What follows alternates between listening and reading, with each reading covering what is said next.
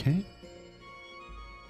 So last time on Welcome to Wildspace, our intrepid adventurers found themselves thrust into immediate conflict aboard the fabled spelljamming ship Moonraider. As distant stars and wheeling clouds of multicolored gas were spinning around them, a pirate galleon slammed into their starboard side, entwining the two ships' air pockets, and the force of the impact hurling crewmates into the vast unknown. Their captain dead, Crush, Clang, Enna, Nago, and Pocket took up arms in their valiant attempt to fight off the vicious, what were they called, astral raiders that had boarded. Explosions continued to rock the ship. A second spelljamming vessel soared overhead, raining arrows down on their defenders. The ship's dog, Bruno, rushed to their aid in the nick of time. And just as victory seemed assured, another thunderous explosion rent the ship in two and ended the simulation, revealing the adventurers to be cadets at a magical academy, where they recovered and went about their orientation day activities, exploring the academy, meeting their instructors, standing up to student bullies, failing miserably at the training grounds obstacle course, and finally disobeying the direct orders of Boatswain Tardo and failing to deliver an important package to a faculty member, somehow resulting in the death of what I'm being told is 6 fellow cadets.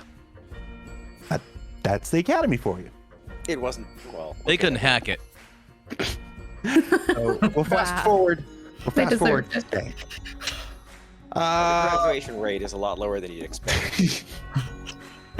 While adventurers of all stripes explore Faerun and deal with the perils of ancient ruins, malevolent cults, and long-forgotten tombs, those who come to Spelljammer Academy on Nimbrel strive to protect the world from far greater threats. Spelljammer Academy trains cadets for service as both spelljammers and members of what's called the Spelljammer Corps, 2 branches of a magical navy sworn to protect Toril and to explore the other worlds beyond. I would say the few people know of the Academy's existence, and the leaders, they try to keep it that way. Mert the Merciless, also known as the Old Wolf, is Spelljammer Academy's founder and chief financial officer. He manages the institution's operations alongside a small group of powerful, high-ranking officers known as the Bridge. While most of the candidates are from Toril, the planet that we're on, the Academy occasionally recruits from outside Realm Space. Now, Realm Space is the wild space system that is home to the planet Toril. So Realm Space is a system inside of Wild Space. To bring individuals with unique talents into their ranks. That means there's Gif, the hippopotamus type people, Githyanki, Hadanese, more simian type race, Plasmoids, and all kinds of other people that join the ranks here alongside the native folks of Toril, like humans and sea elves and the like. The Academy was founded by Mert as part of a joint investment with the retired elf adventurer Elmandar, who operates a shop on the Rock of Brawl, which is a fabled city built onto an asteroid that every cadet hopes to visit one day. Now, Prince Andrew, the monarch of Brawl, has invested heavily in the Academy, though word is that his support has waned over late because of questions regarding security in the institution. Don't know what that could be from. So tensions are running high at Spelljammer Academy at the moment, thanks to a recent rash of thefts and an attack on the Academy's founder, Mert the Merciless, that resulted in the death of, again, I'm being told, 6 cadets and 1 security guard. Now, while that incident is currently under investigation, The Academy's instructors have made it clear that it's business as usual for the new cadets. Kind of like a innocent until the inquest says otherwise, as they say. So today, cadet squads will be put to the test as they participate in a competitive series of illusionary training exercises against others. It's time that they take charge of their own spelljamming ship, playing a magical simulation of Wildspace on a mission of great import. And we're going to see if they're up to the challenge. So, as our adventure begins, our ADD cadets are gathering in the Academy's refectory, which is a fancy word for dining room. This dining room, this refectory, is adjacent to the very same cadet quarters where a crate of spider-like Neogi hatchlings were set loose by a now disintegrated rogue security guard just 2 days ago. These sort of things happen at the shadowy enclave of spellcasters and swords for hire known as Spelljammer Academy. Today is the official start of your academy training. Now, fresh from orientation, you and your crewmates are supposed to report to Serth, the spelljamming training officer. Before you head out, it's time for healthy breakfast. Now, the refectory is a large communal dining hall with a patio. It's well lit by a dozen blue glowing orbs that are attached to bronze-colored rods in the ceiling. There's a big L-shaped counter to the northwest that's covered in small tools, contraptions, and alchemical tubes and containers. And behind that counter, a door bears a sign that reads "Staff Only." Now, as your group arrives, a stocky GIF, sometimes it's pronounced GIF, but a stocky GIF named Petty Officer Winston Ryback is behind the counter doing what he does best, preparing meals for the Academy's hungry cadets. Crush, you immediately recognize Ryback for a strong reputation among chefs. That reputation is as a fierce warrior, but, chefs like it that one of their own is a pretty renowned badass. Now, the refectory holds about a dozen other cadets, all lined up before the chow counter or seated at tables. As the 5 of you join the line, you start your day off with the most important choice of the day. "Hello, little one. Meat or beans?" says Ryback. Now, as he's asking this question, you've noticed that the other cadets have been receiving a bowl containing either a smoky concoction of deep-fried meats or beans held together with sticky starches. Though the galley cook has never given this signature dish a name, most cadets have resorted to calling it gunpowder chowder. Who's first in line? You know what? We'll say Crush is so excited to meet Ryback that Crush was first in line. Ryback has just said, "Hello, little one. Meat or beans?" "Yes, chef."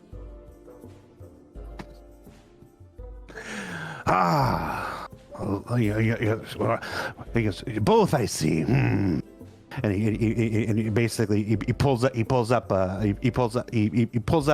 2 bowls in one hand, just balance. He's got this massive GIF hand here holding 2 bowls, and with a ladle he scoops into one pot and then scoops into the other pot with the same scoop, and then pours both across both bowls, so both are a mixture of both meat and beans, and hands them to you. Chef takes them and he sort of holds both bowls in his hands, and he inhales deeply of both, and he looks at the chef and says, "I must know, is there actual gunpowder in the beans?" And Ryback just throws his head back and well, that would be telling, wouldn't it? But yes. Crush appreciates this and takes it solemnly and makes room for the others. Don't eat it next to an open flame. I think who's Crush next? is an open flame. Hearing the open flame comment, Snup quickly puts out his cigar and then steps up and goes, beans. Beans. Wise move to extinguish the cigar. And he scoops ladles into the beans, and then pours you a bowl of sticky, gooey beans, and says, "On your way." Snup scoops it up and steps away, looking for a coffee station or something. He wants some coffee. Next he says, a sea elf. Don't see too many of those here. What is it? What'll it be, blue one? Meat or beans? Anna is like gripping her trident a little tighter, and she's also heard the fire comment, and she's ready to cast, create water or something to help extinguish any more explosions that might happen around this party. She looks at Chef and she asks, "What kind of meat is in this gunpowder chowder?" He looks at your display with the water, and based on your question, he nods his head. He goes, "Vegans," and scoops you up a scoop of deep fried meat and dumps it into your bowl, and says, "Move along." She takes the bowl and is very suspicious of it and just eyes him and walks away. Okay. Nago? Meat, please. I've been day drinking all weekend, and beans and whiskey are an explosive combination. Ryback lets out a hearty laugh and says, that it is, and scoops you up a double a scoop of beans and drops it into two bowls, similar to how he gave to a Crush, and sends you on your way. Thanks, dude. And then next there's like he's just looking. There's like nobody there. He's like, and he tips over and goes, "Oh, hello, little one. Oh, hi. What do your kind eat? Meat or beans?" Oh, no, thank you. I don't eat at all, actually. "Oh, we've got to feed you something. Breakfast is the most important meal of the day. Hold on, I might have something for you." Ooh. And he reaches under the counter, and you hear him like rustling with something, and he's like yanking on something, and finally he rips apart the little motorized apparatus that keeps the pots warm, and basically like just drops this little tiny spinning motor thing into a bowl. And hands you the motor and goes, "I've got another one in the back." Well, thank you. I'll just take this then. Thank you. Remember, breakfast is the most important meal of the day. Of course. Thanks for cooking. So, Really walk away. so as you've been waiting in line, you've noticed another group of cadets that have been receiving their first training assignment today. And you overhear talk that the training officers might combine two groups to create a competitive training exercise in the Academy's simulation deck. By the time that you've all picked up your meals, the only table that has enough space to fit all 5 of you is already occupied by a single cadet. Though his head is buried in a book about Wildspace, you can tell because it says book about Wildspace on the cover. He notices you. For dummies. He notices you and invites you to sit with him. He just kind of picks up and goes, "Oh, hey, over here." Snup just sighs and then goes and plops down across the table from the guy with his beans and his black coffee. Chef sits down I sit next down to him too. and plops Sure, everything down. why not? He must not know about Friday. His head's been in this book all weekend. His head was in the book through the entire ordeal. He had no idea what happened. So you all sit down at his table, and he just kind of sits there and goes, "Hi, I'm Meekin." Hi, Around a mouthful of beans. Nice to meet you. I'm Clang. It's like, look at my food. I'm like poking it. Snuff. Hello, Meekin. Innocence down. Her trident clanging, kind of on the table. She tries to kind of balance it at the edge. And she goes, "What is it you're reading?" It's a book about wild space and how to travel through wild space and how to live in wild space and just basically everything that you possibly need to know about wild space. It's just I don't know. Studying's really hard for me. It's just I gotta work twice as hard as everybody else to be half as good. Anything in there about big spiders? No, I don't think there are big spiders in wild space. Haha, that's where you're wrong, kid. And he just looks around at the rest of the group.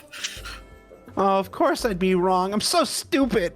I'm stupid. Yeah. He baits the book at it and said, "Stupid, Meekin, stupid. Oh, you You're just never gonna make it." part of the book yet. Crush slams his hand down on the table and says, "You! Be less pathetic. It will help." Is that a persuasion or an intimidation?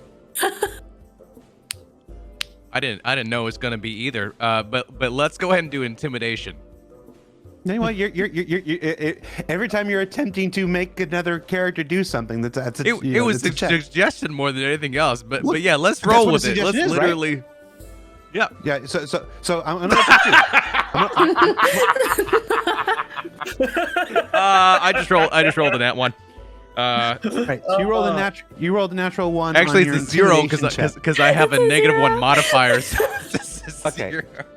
So it's a natural zero. It's a natural zero.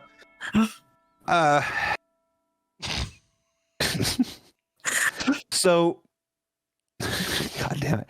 So, Meekin completely misunderstands your intimidation tactic as one of heartfelt encouragement.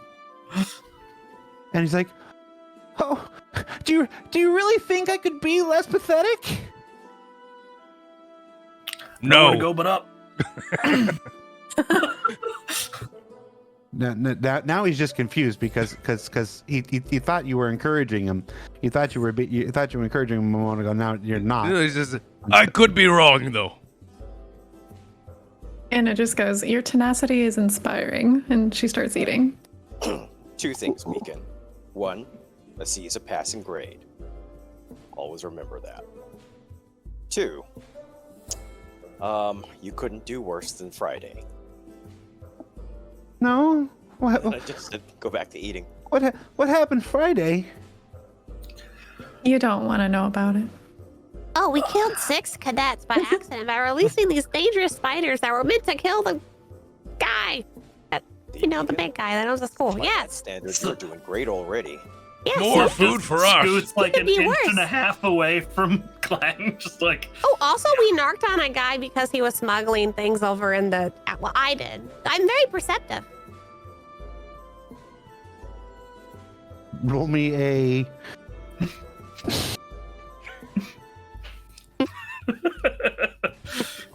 Roll me just roll me a straight charisma check, Clang, to see what effect admitting What to effect the this does? admitting to the murder of 6 cadets. while she's doing the Snup pulls out a hip flask and pours it into his cup. Oh my god! It's just the name of the show, people. All right. So Clang has rolled a natural 1 on her charisma check to attempt to make Meekin. What were you trying to do? You were attempting to make Meekin feel better by admitting that you were doing worse than he was? Yeah. He has more crazy murder hobos. How worse can he be?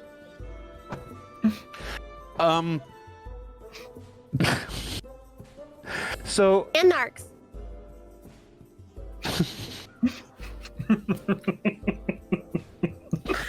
so okay, I'm gonna roll a d20.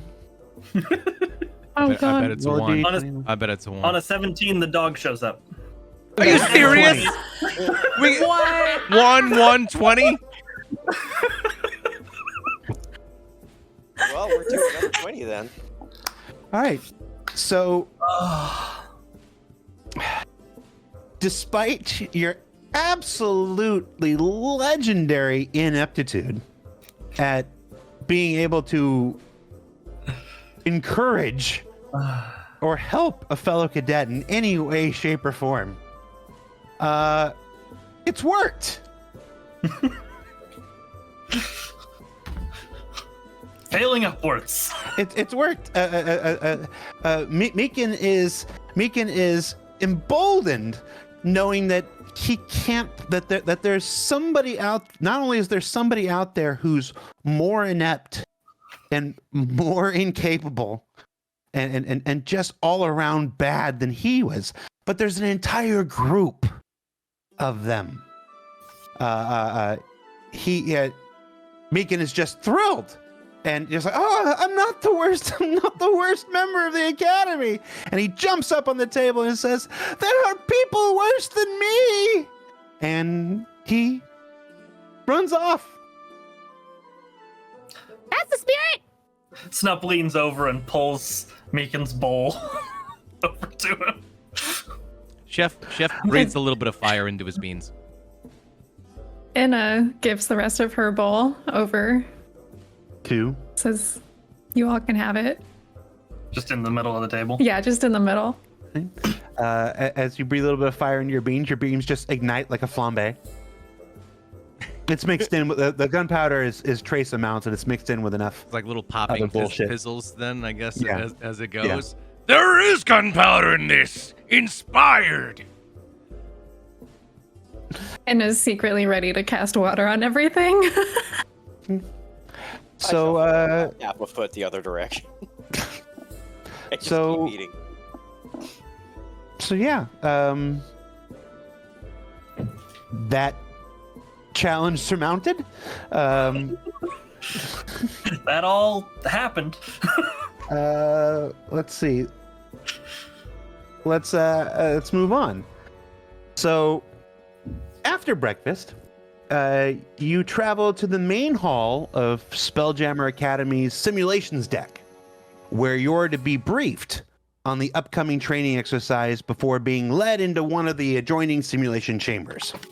Now, you've heard of this exercise, and that this exercise will take you on a virtual journey through Wildspace and pitch you in a race against the clock, as you must outperform a competing band of cadets facing their own simulation. Now, awaiting you in the main hall are 2 officers, Serth, a human, the Spelljammer training officer, and Boatswain Tardo, Hadanese, the Spelljamming Corps training officer, both of whom you've met before. So you've arrived at the simulations deck at the same time as another team of cadets, all of you gathering in the main hall that's in the center of the 3 simulation pods here. Now, a few members of the other squad murmur excitedly. As you look over, you can see Meekin amongst the group, and he's talking excitedly amongst the group, and they're all just looking over at you and laughing, like, oh my, like you just like, oh wow, we're gonna do great. You can hear like they are just the whole team is absolutely bolstered, knowing that they are going to clobber you in this competition. As they're joking and laughing and having fun, a glare from Boatswain Tardo shuts them all up as she chews her cigars and quiets them. Now Serth steps forward and scans the congregation with his silver eyes. Their stern glaze shifts to a wide grin. Well, this is going to be fun. So Boatswain Tardo steps forward and welcomes you all to the training exercise. In addition to testing each cadet's skills and talents, this exercise is also a friendly competition between the two teams, with each squad earning points that are tracked and recorded by the observing officers. Seraph explains that each team of cadets must assign crew roles to its members. Now, this training exercise has 2 optional roles, captain and shipmate. You don't have to designate a captain, you don't have to designate a shipmate, but it's highly recommended. There is 1 mandatory role, and that's that of Spelljammer.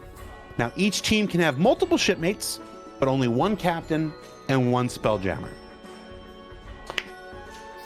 As Seraph continues, a team member who assumes the role of captain is expected to give orders to the other crew members, who in turn are expected to follow those orders explicitly. A crew relies on their captain to be intuitive, sensible, fair-minded, and decisive. Tradition makes the captain's role a good fit for someone with high wisdom or charisma aptitudes, but not exclusively. Exceptions to these rules are often found to be exceptional in and of themselves. The team members that act as shipmates operate the training ship's rigging and shipboard weapons. And while a dedicated captain and shipmates are recommended but optional, the role of Spelljammer is not. This team member pilots the training ship using its spelljamming helm. One must be a spellcaster and in the spelljamming school to fulfill this role. Use of a spelljamming helm requires a keen mind, focus, and magical talent. So choose amongst yourselves and let us know when you are ready. Okay, I know I'm not. I definitely can't use pilot. magic. Snuff just looks around at the rest of the crew and goes, so, classmate killers. Any objection to taking orders? From who? Well, I am not captain. I'll take the spelljamming helm for at least 2 reasons. 1, I cast spells. I know I'm not the only one here who does, but that's what I do. 2nd, you saw how I did on the obstacle course. I am just fine sitting in a chair. Anna has flashbacks to how she performed the obstacle course and goes, yeah, Spelljammer's not the best for me right now, I don't think. I'll be happy taking orders. I don't mean to be insensitive, but it seems like after your first day, maybe you guys could use some guidance. The guidance is always welcomed. Plus, I like to shoot things and maim things and destroy things, so I would totally be fine with weapons. And I know, Chef, Agreed. you'll be You busy haven't in the failed galley. me. You need the chance. What kind of jam are we getting? Spell? Magic jam. Okay. I'll do something with that. All right, so I'm the captain then. That works. I walk up to the training officer and explain our chosen roles. I'll be taking the role of captain for this crew. My other behatted friend, I think Nego has a hat, will be giving up his hat for the Spelljammer helm, and the others will be taking on the role of shipmate. I see. So, 1 captain, 1 Spelljammer, and 3 shipmates. I'm Is that cooking. correct? And he looks and goes, there won't be any need for a cook on this ship, on this trip. He goes, but there may be need for shipmates. Don't let him dull your spirits, Chef. We'll probably need sandwiches. Chef stands stoically for a moment, just sort of contemplating this, and something processes, and he seems satisfied. Seth steps up, marks some things down on a clipboard, and hands the clipboard over to Boatswain Tardo. and says, "They're all yours, Tardo." And after a long pull on her cigar, Boatswain Tardo surveys the assembled crews. She takes a similar sheet from the other crew and looks everything, and it's like checking and making sure that everything's in place.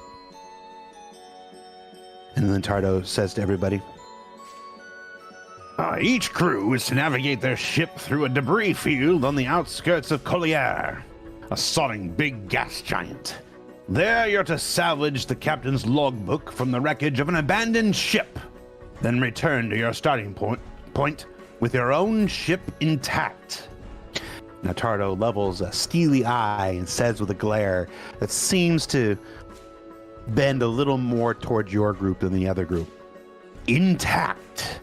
Not first. Get the mission done well, not quick." As Tardo steps back to look with some of the machinery, Meekin steps forward from the other group and says, "Look, everybody, thanks for the cheer up before. I think we're gonna do really well." And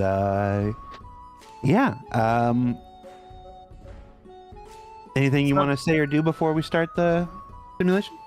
Snup steps up to Tardo and is like, "I don't know what the rules here are regarding wagers, but he pulls out a cigar case. It's like, if my crew wins, would you like to wager a case?" Roll me a persuasion check. All right. Character sheet. Persuasion. I just click on it, right? Yes. Okay, cool. Normal. 15. Tardo looks at you and he goes, "Young cadet, I'm sorry, God, my voice is coming." He goes, "Young cadet, there's no gambling on school property." He goes, "Don't make such an assumption again." And then Fair enough. shoos you back to the group. He snaps his cigar case closed and walks back. And it's like, At a really high check. So, yeah. No, it's all good. anybody else want to say or do anything before we start? So we have to be first. No, we have to do it well, not fast, Chef. What about Chef both? Think chef, about- chef winks. We can be fast and intact. Chef, think In about one piece. making a slow cooked meal, something smoked. You have to do it at low heat over time to get it done well, right? This makes sense to me. All right, let's smoke the other team. So Nice. So they need to be slow. They need to be No. on fire. Yes, Okay. sure. What we up into? Okay. All right. Anything else? You guys ready? Maybe the ship does need a cook. I don't know. Yeah, I'm ready. So, all right, let's see. Do I have music? So, let's see. So, the simulation chambers. So, as you step forward into the simulation chamber, you recognize the. Did the music not play? It's not playing. Music didn't play. Oh no. Hold on.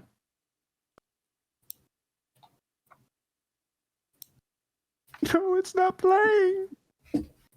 Oh, trust that I had cool music for this. You do the jazz death murder music. Oh, music. So as you step forward into the simulation chamber, you recognize the broad circular space with a domed ceiling. Its stone walls are carved with arcane runes that fill the area with a bright light.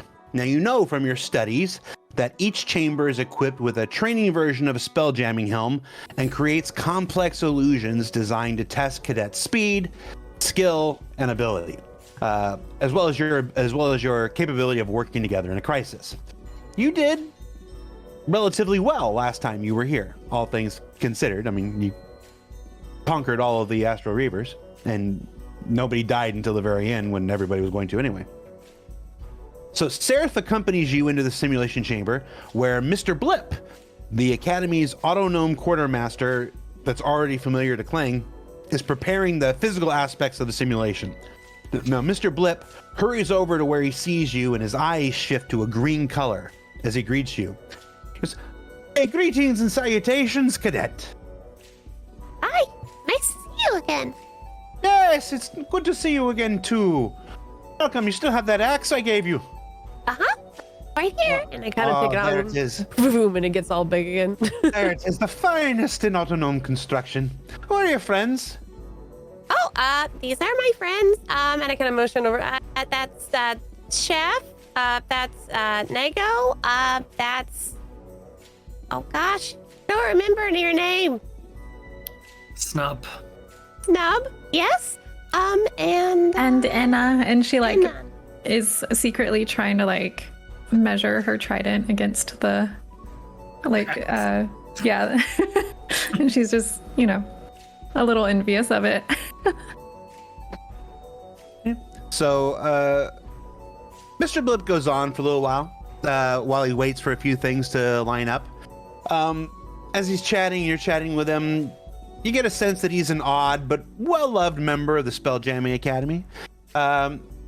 He speaks about a ship attack some years ago where his creator was slain and his memories were lost, that caused him to wander aimlessly around until he encountered Tardo in her travels. She invited him to the Spelljammer Academy, and he's basically been here ever since. He's a talkative guy. Now, midway through one of his sentences, his eyes shift to a bright blue, and he stops and he hurries over to a table set with magical gear and mysterious devices that you couldn't possibly recognize. And he reports that everything is ready to go. Hi, everything's ready to go. So Mr. Blip comes back and he hands the group 2 pages of parchment, a Wildspace map that shows the route to your destination, and a crude sketch of a logbook that you're supposed to retrieve. Now, Sereth then directs you to gather around the training helm at the top of the platform. Now, when I say helm, this is a ship. This isn't like a helm that you wear on your head. This is based on something that HP said earlier. This is like helm, like in the Star Trek Next Generation style. This is a chair with a control surface and everything. So he brings you and gathers you around the training helm that's at the top of this platform. And when you're in position, Sereth steps back from the platform, holds his palms outward, and begins an incantation. The sigils scrawled along the walls and floors glow brightly, intensifying as the training officer weaves his powerful illusion. Good luck, cadets, and don't be afraid. These illusions are realistic, thanks to my arcane prowess, but they are just that, illusions. Blue-white lines form around you, etching the shape of a ship deck around the platform upon which you stand. The room melts away, and there's an explosion of color and texture and sound that then places you on the deck of a ship that is shaped like a gigantic hammerhead shark. The ship is situated on the skydock that you visited before, atop the Spelljammer Academy, and scuttling clouds fill the sky above you. The music is not working. It's making me sad. It's making me sad. All right. That's not the right music. We'll go with that. Now, from your classroom instruction and from your previous experience here a couple days ago, you know the simulation chamber channels powerful illusion magic that adheres to a few basic rules. Okay? First, this is just like the real thing. The simulation around you affects all of your senses. Everything looks, feels and sounds real. And the illusion is able to create a sense that the cadets are in areas whose dimensions are larger than the room. Basically, it's a holodeck. Everything that happens within the illusion is exactly as if you were to truly be where you appear to be. And it's utterly, completely, and totally indistinguishable. That's all because, secondly, of the illusionary wards, those big sigils that were on the wall that you can no longer see. The special runes make it so that once you're inside the illusion, they prohibit you from sensing the illusion itself. And they also prevent it from being dispelled. Detect magic doesn't work. Dispel magic don't function. Basically, there's nothing you can do to break the illusion or to detect the illusion or to dispel the illusion. You know that ahead of time, so nobody wastes any time trying to do anything. Yeah. Thirdly, supposedly, you can't truly die in the chamber, but the chamber prevents the inhabitants from recovering if you fall unconscious. So basically, when you're out until the end of the simulation. There's no picking people back up. You feel like there were probably other things that were said too, but you've been so focused on the inquest and the investigation from the time that you killed 6 other cadets over the last few days that you don't really remember what they were. I'm sure they weren't that important. So, with the illusion firmly in place, and you all aboard your enormous hammerhead spelljamming sailing ship, it's time for the very first test. Take off. So, Spelljammer, Toast, roll me a DC 13 ability check using your spellcasting ability. I'm going to guess that's intelligence. Yep. Ability check? Standard? Yeah. Yeah, just a standard intelligence check. You gotta be to DC 13. 16! Oh. So you succeed. The ship rises as the island of Nimbrel disappears quickly beneath, and you pass through a fine layer of clouds until the spectacular void of Wildspace comes into view. Now, Wildspace is a mostly airless void, but it contains a bunch of celestial bodies that are always in constant motion. It's also home to many creatures that have adapted and basically thrive through the emptiness of space. I mean, you've heard tales, space whales, all kinds of random ass crap that can live out here. Spelljamming ships of all kind basically sail through the void between worlds. Think of how best to put this since we're introducing Wildspace for the first time here. Basically, all of Wildspace is enclosed in an enormous crystal shell. And inside that crystal shell are smaller crystal shells. The realm space, which is your system, is one of those shells. Beyond the outer crystal shell is a giant rainbow ocean of flotsam within it's basically all of these crystal spheres bob and float like giant glass buoys on the surface of a sea. It's not real outer space, it's fantasy outer space.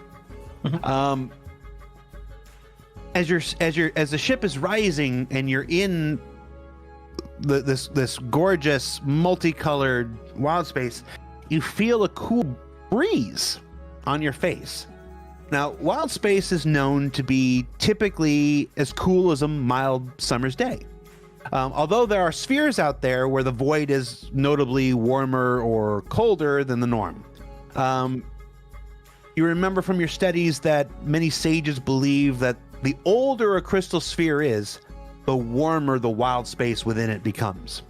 There are no seasons in wild space, though as you get closer to a sun or a star, the warmer the temperature becomes for obvious reasons. Landing on a fire body, like a sun, star, whatever, would conceivably be similar to that of like entering the elemental plane of fire. We really don't recommend it.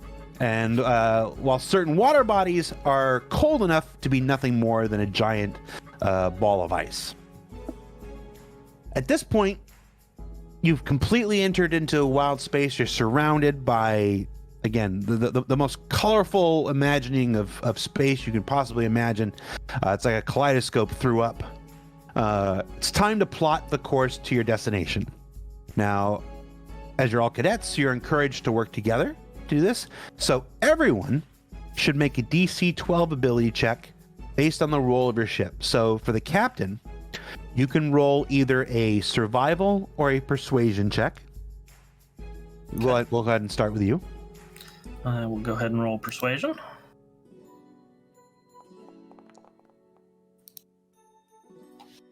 It looks like a dirty 20. Yep. Okay, that's pretty good. Spelljammer, you can roll an investigation or a survival check. Your choice. All right.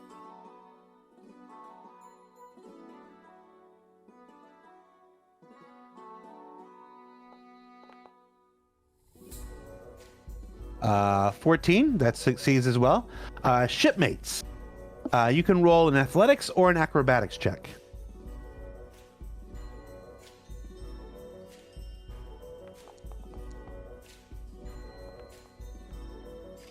Nine, 17, and 24. Okay, so 1, 2, 3, 4 successes, only 1 failures. You are reasonably confident that you know which way to go. So your ship accelerates to spelljamming speed and races through Wildspace towards its destination. Spelljamming ships basically run at 2 different speeds. There's tactical speed, which is about something like 400 feet a second. It's pretty damn fast, but by most terrestrial standards. But in the open realm of space, not so much. They then have spelljamming speed. Spelljamming speed is basically warp drive, or like although it's not technically light speed. I think technically it's like 0.007 something, whatever, the speed of light. It's pretty darn fast. So the ship accelerates to spelljamming speed and races towards Wildspace to its destination. Now, after a minute or so in this simulated state, as the stars and everything whirl past you, the ship lurches back to its normal flying speed. A school of giant space eels swims past the ship, and each eel discharges a bolt of lightning as it zips by. The ship is caught in the eel's electrical storm, which starts 1 or more deck fires. We're going to see how many deck fires it starts. Hold on. 4. The maximum number of deck fires that I can start. All right. What do you do? Snup will immediately shout out, Nego, steady as she goes. The rest of us, put out those fires, and jumps to the closest and starts moving to the closest one himself. Yeah, and Anna wants to, she immediately reacts and starts creating water with her spell. Chef is over going the nearest. Chef is going to use control flames to extinguish the closest flame. Yeah. Okay. I'll help out with Druidcraft. I can extinguish flames about the size of a campfire within 30 feet of me. So I got to stay in the seat, but if there's anything close to me, I'll use that. With the ship not going anywhere, you could jump out of the seat for a bit to help. It's not like it falls out of the sky or anything. All right. All right. So sounds like each one of you has a pretty decent tactic towards tempting the fire, towards dealing with the fire. Captain, roll me a survival. Or this is the rules. Roll me a survival check, basically. Yeah. The rules actually say you can actually roll a persuasion check as well. Oh. But I'm like, I attempt to persuade the fire not to burn. I only get a 5, so I'm gonna be a little crispy. Okay. Toast, roll me an Arcana or a survival check.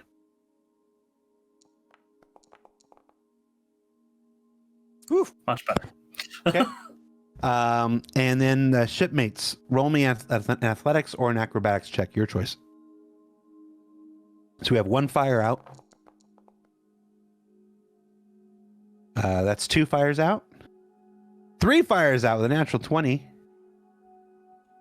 16 on the final one. And 4. All right, that got the 4th one. So you had 4 fires. You had 5 chances.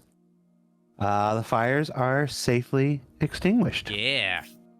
Yay. All right. So once the space eels are safe distance away, the ship can resume its journey. Naga, you can jump back in the spelljamming helm and accelerate the ship back to spelljamming speed. And the ship takes off. After another minute in the simulated state, the ship arrives at its destination, where you all discover the abandoned ship that you seek is located at the center of a cluster of asteroids. Now, reaching the ship safely means navigating a very careful route through the asteroids. Now, while Nago is the pilot, you can all, you're all there at the things, you like left, right, go up, you can all help with the navigation and stuff like this. So we're going to have everybody again make the same checks. Captain, I'm going to allow you to choose a persuasion as well as your survival. I don't really know how persuasion works. I can justify this. I am helping Nago keep calm under pressure. I'm just sort of like providing that sort of like calming. You can do this, bud. Just focus on what you're doing, and we can get through this together. I'll buy that. I think I'm fine, but I love the attention. I'll go ahead and give you a D4 for inspiration with that. So roll me a survival and persuasion check, and then you can add a D4. I am going to add the 1d4 as a situational bonus in the roll. 24. 24. Okay, that's pretty good. Spelljammer, Arcana, or Perception. All right, Arcana. 9. Ooh. So we have one pass and one fail. Shipmates, athletics or acrobatics? Would it be possible to try to use perception to figure out the trajectory of the asteroids? No. Okay.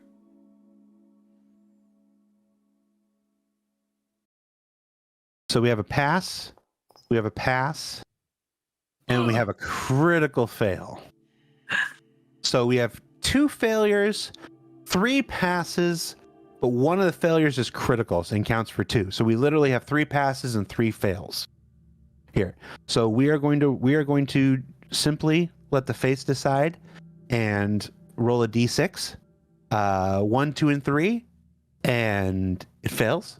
4, 5, and 6, and it passes. Oh. That's a 1. Okay. Oh no. So on a 1, it fails. Let me find my screen again. So basically the ship, as you're attempting to navigate the asteroids, it grazes against one of the asteroids and takes some damage along we'll say the port side. It won't really matter, but the ship takes some damage, but it manages to continue on its way. As the ship passes through the asteroid cluster, you eventually reach the wreckage of the flying fish ship, torn apart by celestial debris. Now, at this point, the job is to spot the logbook. So it's basically to pull the ship alongside and attempt to see if you can see where the logbook is floating amongst the debris. This ship is not intact. This is an utterly destroyed ship, but the wreckage is all floating kind of within the same gravity plane, like the thing that was at the center of the ship that created the gravity plane for the people to walk on and everything, is still there and kind of functioning. So all the debris is trapped together. It looks like an exploded model of a ship that just kind of and then stopped. So the wreckage itself is surrounded by a cloud of silvery dust particles that reduce visibility. But if you pull alongside the wreck and kind of like circle around it, you could attempt to spot the logbook and see if you can find it. So for this, we're going to have everybody make a perception check. Can I give somebody bardic inspiration? Sure. Yep. I will go ahead and give it to Chef. Okay, so mark it off on your sheet. I have. And your bardic inspiration at level 2 let you add a D4 or a D6. The information on my spell or on my character sheet says D6. Okay. So Kling, it is a 16. Great. Nago is an 8. Enna is a 9. Crush is a 24, making up for that natural 1 from before. Snup is a 9. So that is that is 1, 2, 3 failures, 2 passes. So you do not find it on the first pass. So you're gonna circle the ship around again, and everybody can make another perception check to see if you can find it on the second pass. All right. Remember, everybody, it's not about being fast, it's about doing it right. All right, Enna rolls a 23. Clang rolls a 3, back to his old ways. Oh no, that's Clang, sorry, not Crush. Clang rolls a 3. Nago rolls a 12. Crush rolls a 9. Clearly, Crush has got that keen space eye. He's out there. It's like, I know how to, there's like fire and destruction out there. He's like, I know how to see through the fire and destruction. Snup rolls a 9. I'm not sure Snup understands the mission. So let's see. In the second round, there's a pass, and 3 failures.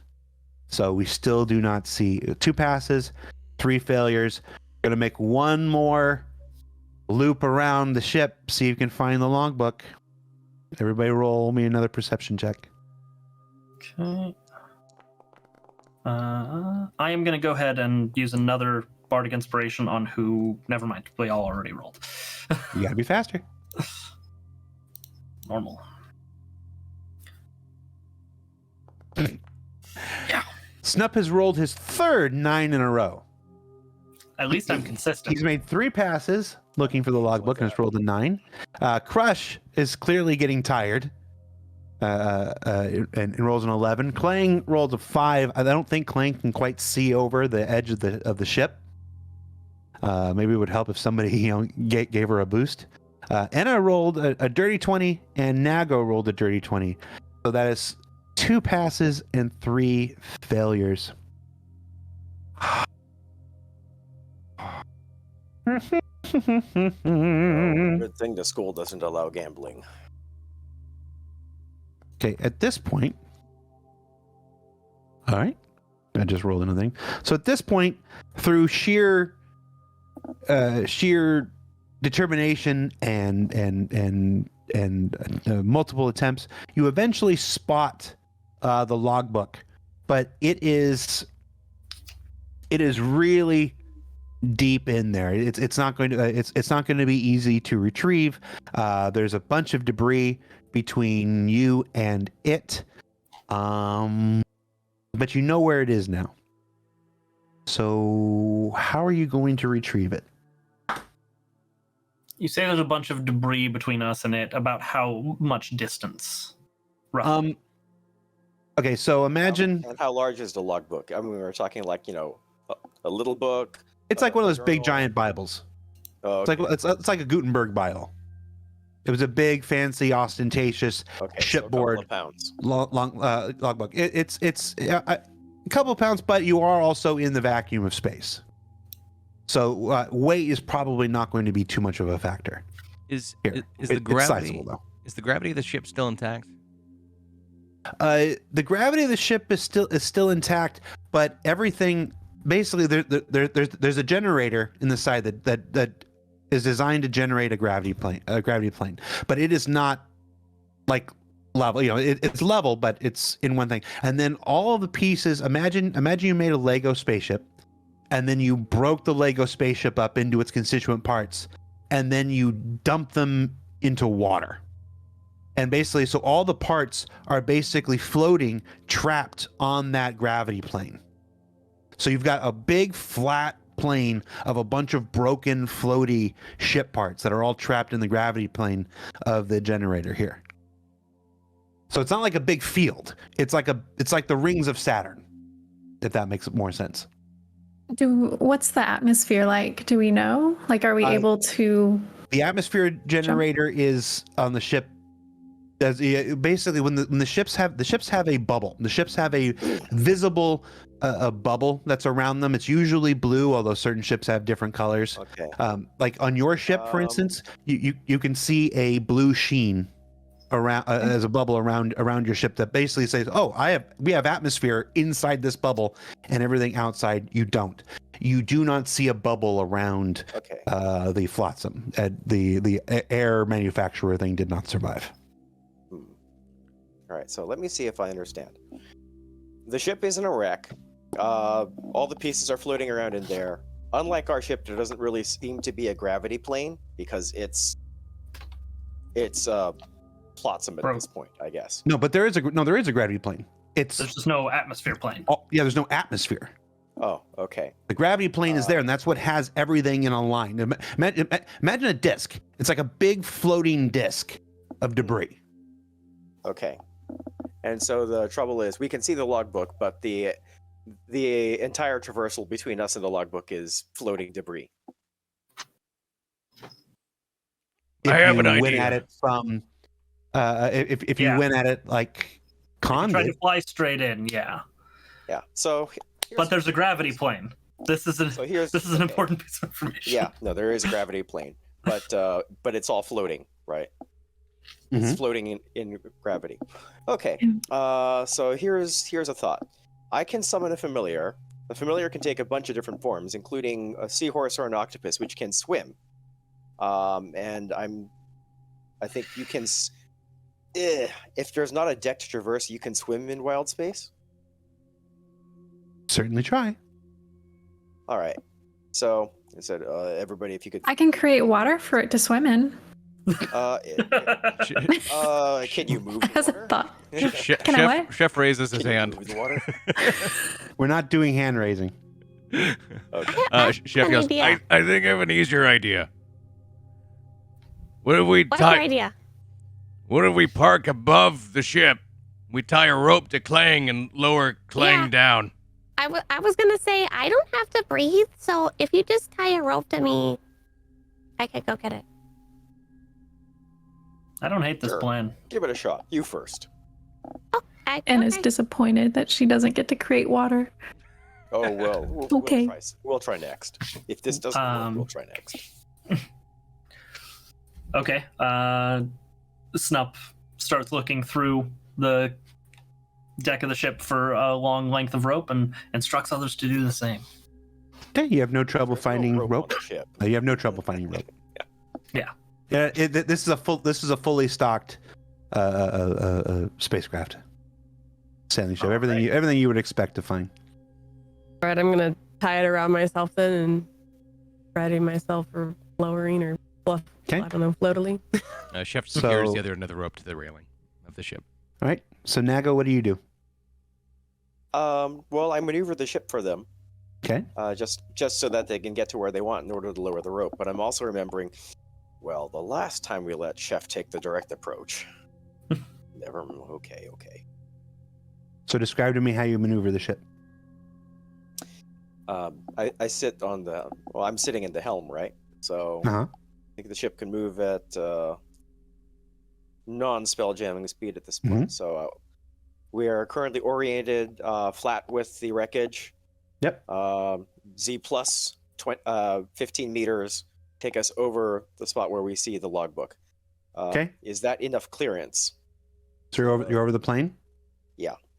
Okay. How close do you get? I think you said, but I couldn't hear you. Yeah. Plus 15 meters. Is that above the wreckage so that I'm not Is- crashing into anything? Is the wrecked ship bigger than ours? I I have a vague memory that the larger gravity field takes precedent. roll me a survival check. Okay. That was the most ominous survival check. 12. You're not you can't really ascertain what the mass was because you don't know how it was destroyed. You don't know what flew out away from the thing, what versus how much got caught. And you're not quite beautiful mind enough to look at all the flotsam and piece it together in your head. So it's impossible for you to know whether the ship was bigger or not. Okay. Then Snup is gonna put his hand on Nego's shoulder and be like, take us up a little further just in case. Sure. And Anna's starting to get a bad feeling. And she turns to Snup and asks, do we even know if there's threats around us? Is there a way to scan the area around us? Just our eyes. It's not Star Trek. Nope. Okay. Keep a watchful eye. Nego, put our Aye, Captain. atmosphere bubble just out. Put the logbook just outside our atmosphere bubble, since Clang doesn't need it anyway. Right. And I'm thinking we don't need to mix our atmosphere with whatever. It doesn't have an atmosphere, right? The other No, ship. it doesn't No. have a bubble. All right. Positioned as so. Is a rope Right, long enough? Well, I mean, you can always tie a few ropes together, Yep. I suppose.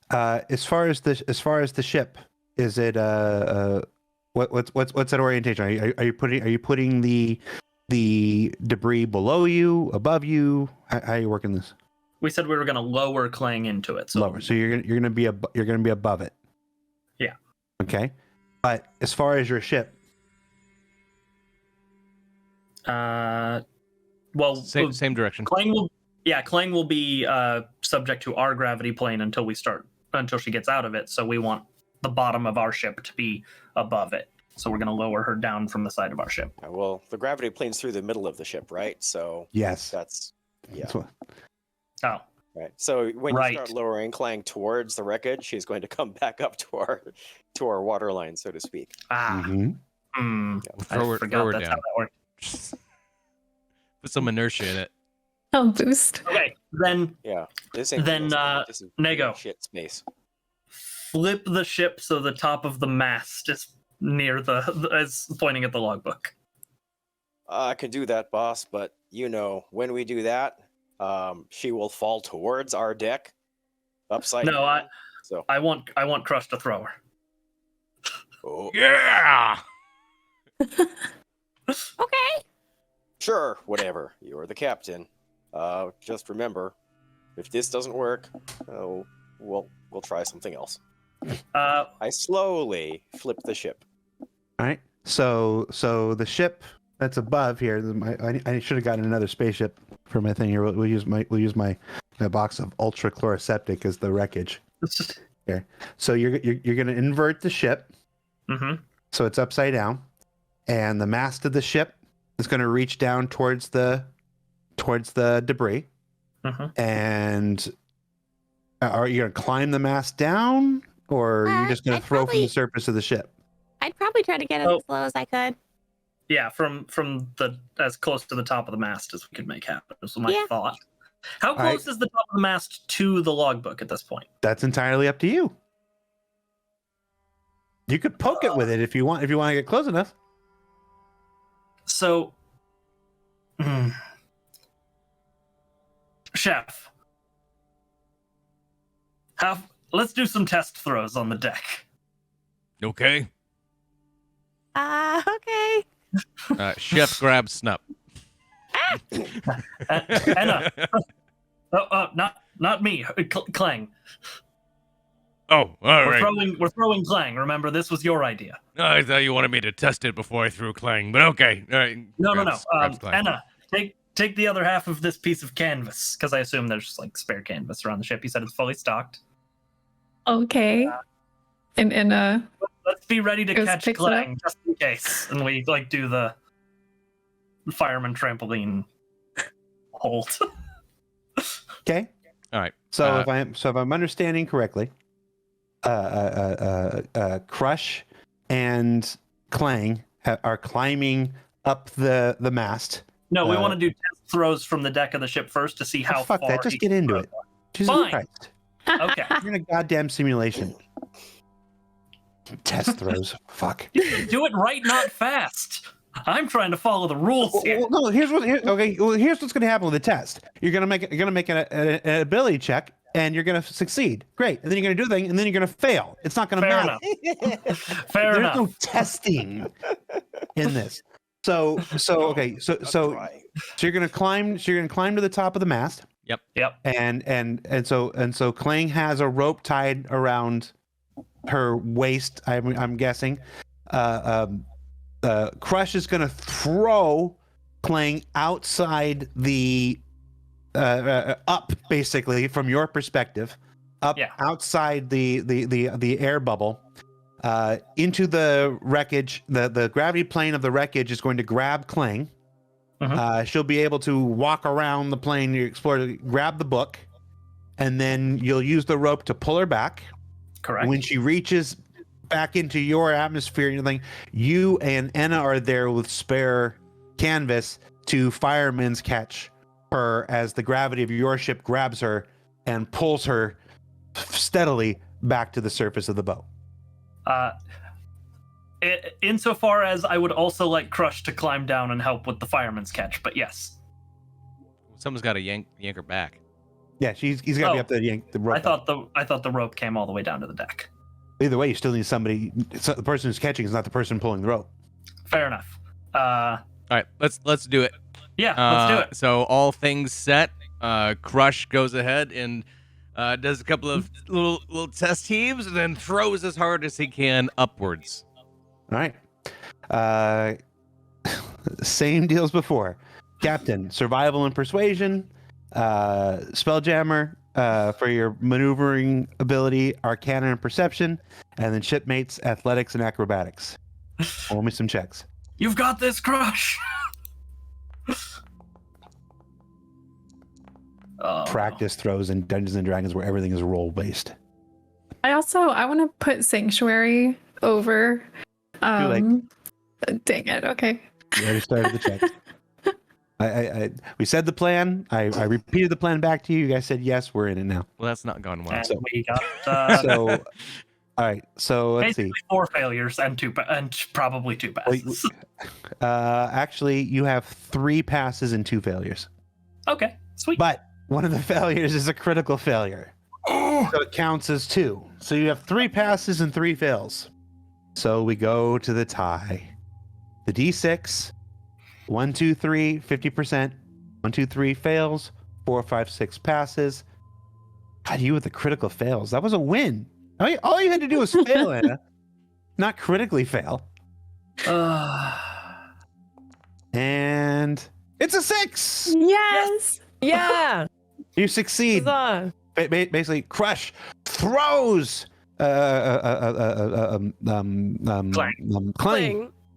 Clang up. Clang leaves one gravity plane, gets caught by another, spins around, does a superhero landing down onto one of the pieces of flotsam, runs over, hops from one flotsam to another flotsam to another flotsam, grabs the logbook, gives the rope a tug. Crush takes the rope and jumps off the mast, pulling Clang back along with him. Clang's like, "Ah!" and gets pulled back to the ship, where Nago and Enna are there awaiting with their fireman's catch. Everything is going so well, except Enna pulled in the wrong direction along with Clang, and it's like no, left, and Nago and Snup are like, no, right, and Clang collides with the deck of the ship. Oh no! Oh no. Due to Enna's critical failure.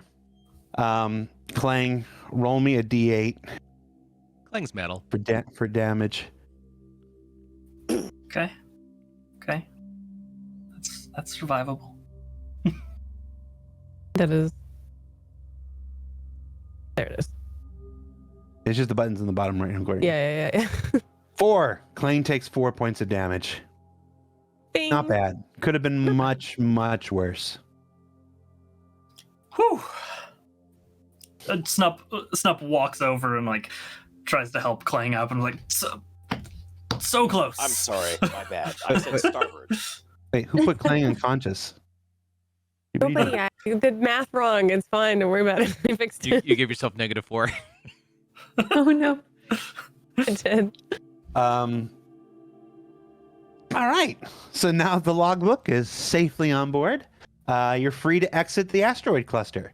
Unfortunately, the same asteroids to get out require the same navigation to go through. Let's make some checks one more time. Survival and persuasion for the captain, arcana and perception for the spelljammer, athletics and acrobatics. Before more people roll, whose athletics is the worst? Never mind. We all just. I tried. Okay, let me roll my die. Persuasion. Persuade the ship to safety. Nice. You got this, everyone. That is Prove three them passes. wrong. 3 passes and 2 failures, so the group succeeds. Nice. Don't Don't let Meekin show us up. And as your ship steers clear of the asteroids, another ship appears. Its sleek frame is painted in a wild shade of pink, and it's designed to resemble an immense squid. Starlight reflects off the ship's hull, illuminating 2 turret-mounted ballistas rotating slowly to face your ship. The attacking ship is an old but reliable squid ship crewed by Githyanki pirates. Having already set their sights on the salvaging the derelict, the Githyanki don't take kindly to you jumping their claim. The Githyanki ship immediately moves to attack position, and it's time for ship-to-ship combat. Ooh. As long as this scene loads. All right. Now, the Hammerhead ship, which is the ship that you're piloting, I'm going to give you a little thing here. I just see black. Yeah. Refresh. Same. Yeah, things are not loading on stream view. What? Refresh.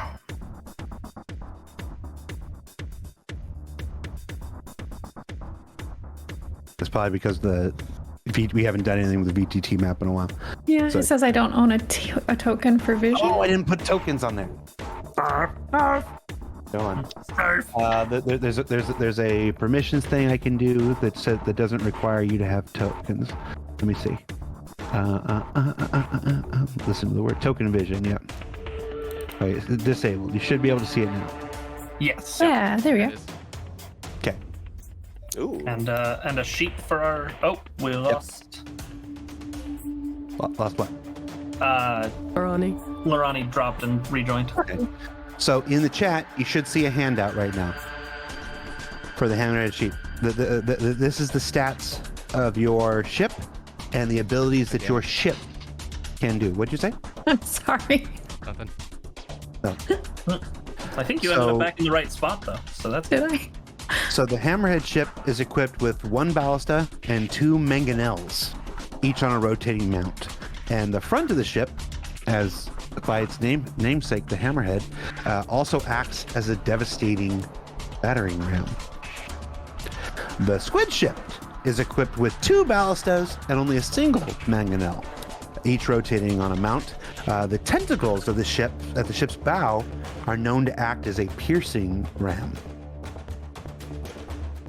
So, for the ship battle, we're going to use what's called a side initiative. It's a variant set of rules that players and viewers who are watching might be familiar with from the Dungeon Master's Guide.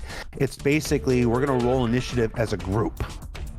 And then you guys will be able to take your actions in any order you want when your group comes up. So it's going to be your group and then their group, and then your group and then their group. And so you can do basically so that you can basically decide, oh, I need this person to go first and this person to go first each round. And so you have a little more strategy, a little more decisions involved. So Baron, for your group, roll me just a flat d20 with no modifier.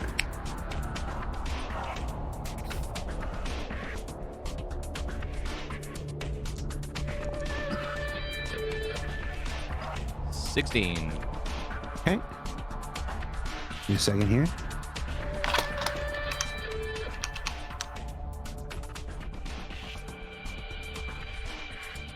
And it's a 16. Let me edit this. Oh, I need to edit this one. Yeah. Oh, I could have just rolled that, so that would have made more sense, huh? Okay. I don't entirely 16. understand what just happened there. What? Nothing happened. it rolled 2 things for the Yeah, hammer. no, I'm pushing buttons. You don't have to worry Yeah. about it. Okay. The Squid Crew rolled a natural 1 on their initiative. So Nice. now you took some damage on the way in, so your ship is a little more damaged than. It's just your ship is not at full health. Uh-huh. All right, so we've adjusted your health for the hitting the asteroids on the way in. All right, so basically, like I said, it is your crew is going to go first, and then the Githyanki crew is going to go. The abilities, you have all of your normal character abilities that you can do, and you also have the abilities that are on that Hammerhead ship handout. So it has the ballista. So the ballista, as you read, it takes 1 action to load, 1 action to aim, and 1 action to fire. So basically, if you want to shoot the ballista, it takes 3 of you in order to fire the ballista. To fire the mangonel, it takes all 5 of you to do some. So Toast will have to get out of the chair in order to do it on a turn, which just means no movement. That turn is all that means. So basically, it takes 2 actions to load the mangonel, 2 actions to aim it, and then 1 action to fire it. And then there's the blunt ram, which is a thing that basically Toast does on his turn if he's not needed for anything else. If you move your ship close enough, you can attempt to ram the fucker. And then, of course, you don't have to use the ballista or the mangonel or the blunt ram or move the ship. You can choose to lob fireballs, as your player across, or I mean anything. Basically, it's D&D. Whatever the hell you want to do, we'll figure out a way to make it happen. But so let me move up my thing, and we will begin combat. It is the Hammerhead crew's turn. What do you want to do? A lot of weapons on this ship, but only a skeleton crew. Can't use much of it. We probably Yeah, need to keep Toast in the pilot seat. Only when you're Alright. needing to move. Yeah. Is my action used to move the ship? I can't take other actions while I'm. Yes, yeah. If your action is to move the your action is to move the ship. Yeah. More or less what I figured. And the ship has a flying speed of basically 35 squares. So 5, 10, 15, 20, 25, 30, 35. So 7 squares. You can move the ship 7 squares. Oh boy. My thinking is we start working towards getting into ramming range and fire the ballista. I'm down for You that. wanna I only ram? have You wanna melee board? attacks too. So. Well, Also pay attention to your ranges. You'll notice the ranges on the handout. yeah, if we get within 60, we can't use the mangonel. So we're. Well, we the- are real close already, right? Is this still 5? Yeah, it's still 5 feet. Right, 5 foot squares. Scale would be right? Guys, commit to a strategy. The scale is for the purpose of this. The scale is correct. Okay. I mean, it's not a literal. It's because it uses a grid. It uses the same grid that everybody's used for. So we're talking about feet, but it's really not just 60 feet. So guys, do you want to board or do you want to run? If you run, it feels like a running battle with our ship-mounted weapons and whatever ranged weapons you've got. If we ram, it says the ship comes to a stop. That means boarding with Githyanki. I don't know Matt, can you how- adjust the view on the thing so that they can see both ships? Yeah, I don't know why I just shifted. You know what? Our goal is to do this intact, not flashy. I think you're right, Nego. We should try and make it so that we're not worth the effort to chase after. Okay. Well, let's Yeah. see how fast we are compared to them, and that'll determine whether we can keep them in the effective range of the mangonel or have to use the ballista. Unfortunately, the mangonel seems like a bad option because it takes 5 people, unless you're okay with firing like once every other round, right? Because it's 5 actions to do all that stuff. Doesn't say you have to do them all in the same round, but we only got 5 actions between us as people. So I think- Yeah, I'm on board with starting out by trying to skidoo and attack at a distance. If it looks like they're closing, we can change tactics. Sounds good. I don't have a familiar up right now, do I? No. Damn it. You don't have anything up right now. You're All right. Unfortunately, that's a spell that takes 10 minutes to cast. Get us out of here, Nego. The rest of us All on the right. ballistas. All All right, let's see how fast we are compared to them. I'll use my turn to throw fire. All right, and then the remaining 3 of us will get on a ballista. Alright, so give me a second here. I've never run ship combat before. Let me get my butts in the right place.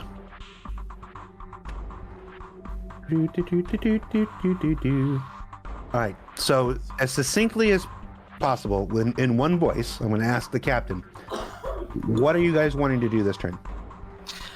Nago is moving us away from them in the direction of our intended destination back at Spelljammer Academy. But as we want him to go last, so that we can take so that Crush can throw fire, and the other 3 of us can take a ballista attack before we move. So tell me in the order you want things to happen. Okay. Throw fire, ballista, move. Okay, so you want I need a little more information on that. So Crush is gonna throw fire. Yep, and then the 3 of us that aren't Nago are going to use our 3 actions to attack with the ballista. Okay, I'm gonna say again, because of the different range, because it's not a literal. It's actually much farther than 60 feet away. It's just the scale thing. There's no way that you can hit them from this range. Okay, then the remaining 3 of us are going to spend with a fire, with a person fire spell. With a person fire spell. You have to get a little closer. You have to cut about half the distance in order to hit him with a personal spell. Well, if you still want to do something, I might be able to do something. I can cast a fog cloud over the squid ship and see if it'll slow them down. I have a 120-foot range on it. I don't know if that would be close enough. That'd be. You can hit him. You can hit him with the fog cloud. Okay, so then Crush, Clang, and I will fire the ballista, then fog cloud, then we run. Right. And is the mangonels not on a road? The ballistas on your ship are on the rotating. Is that what it was? One of them's rotating and one of them's not. Let's see. The ballista would be rotating.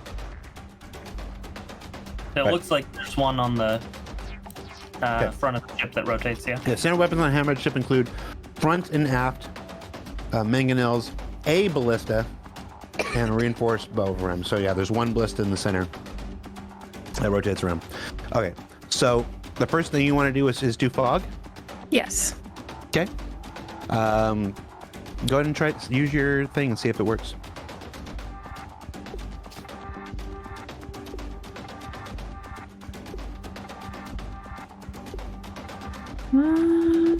Let's see, I did cast a spell. It took away a spell slot. Yeah, you don't have a token on here, so it won't actually make the spell effect happen on screen. Oh, okay.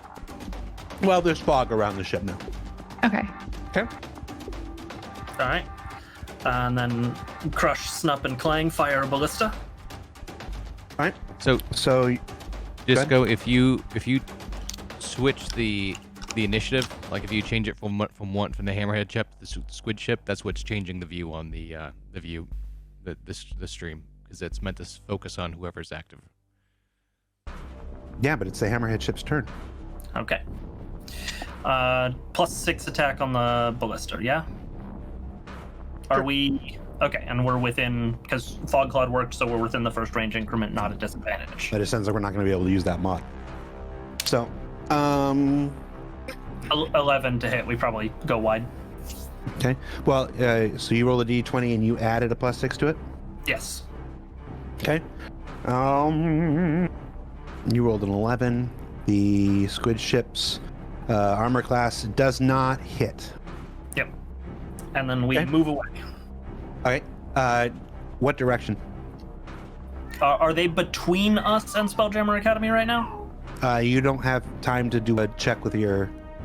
Okay, well, we want to go out the way we came in. I mean, basically, we're talking about distances that are so wide, it's not going to matter what direction. You have to go to spelljamming speed to get there anyway. So Okay, then it's a matter of away. scale. It doesn't matter what direction.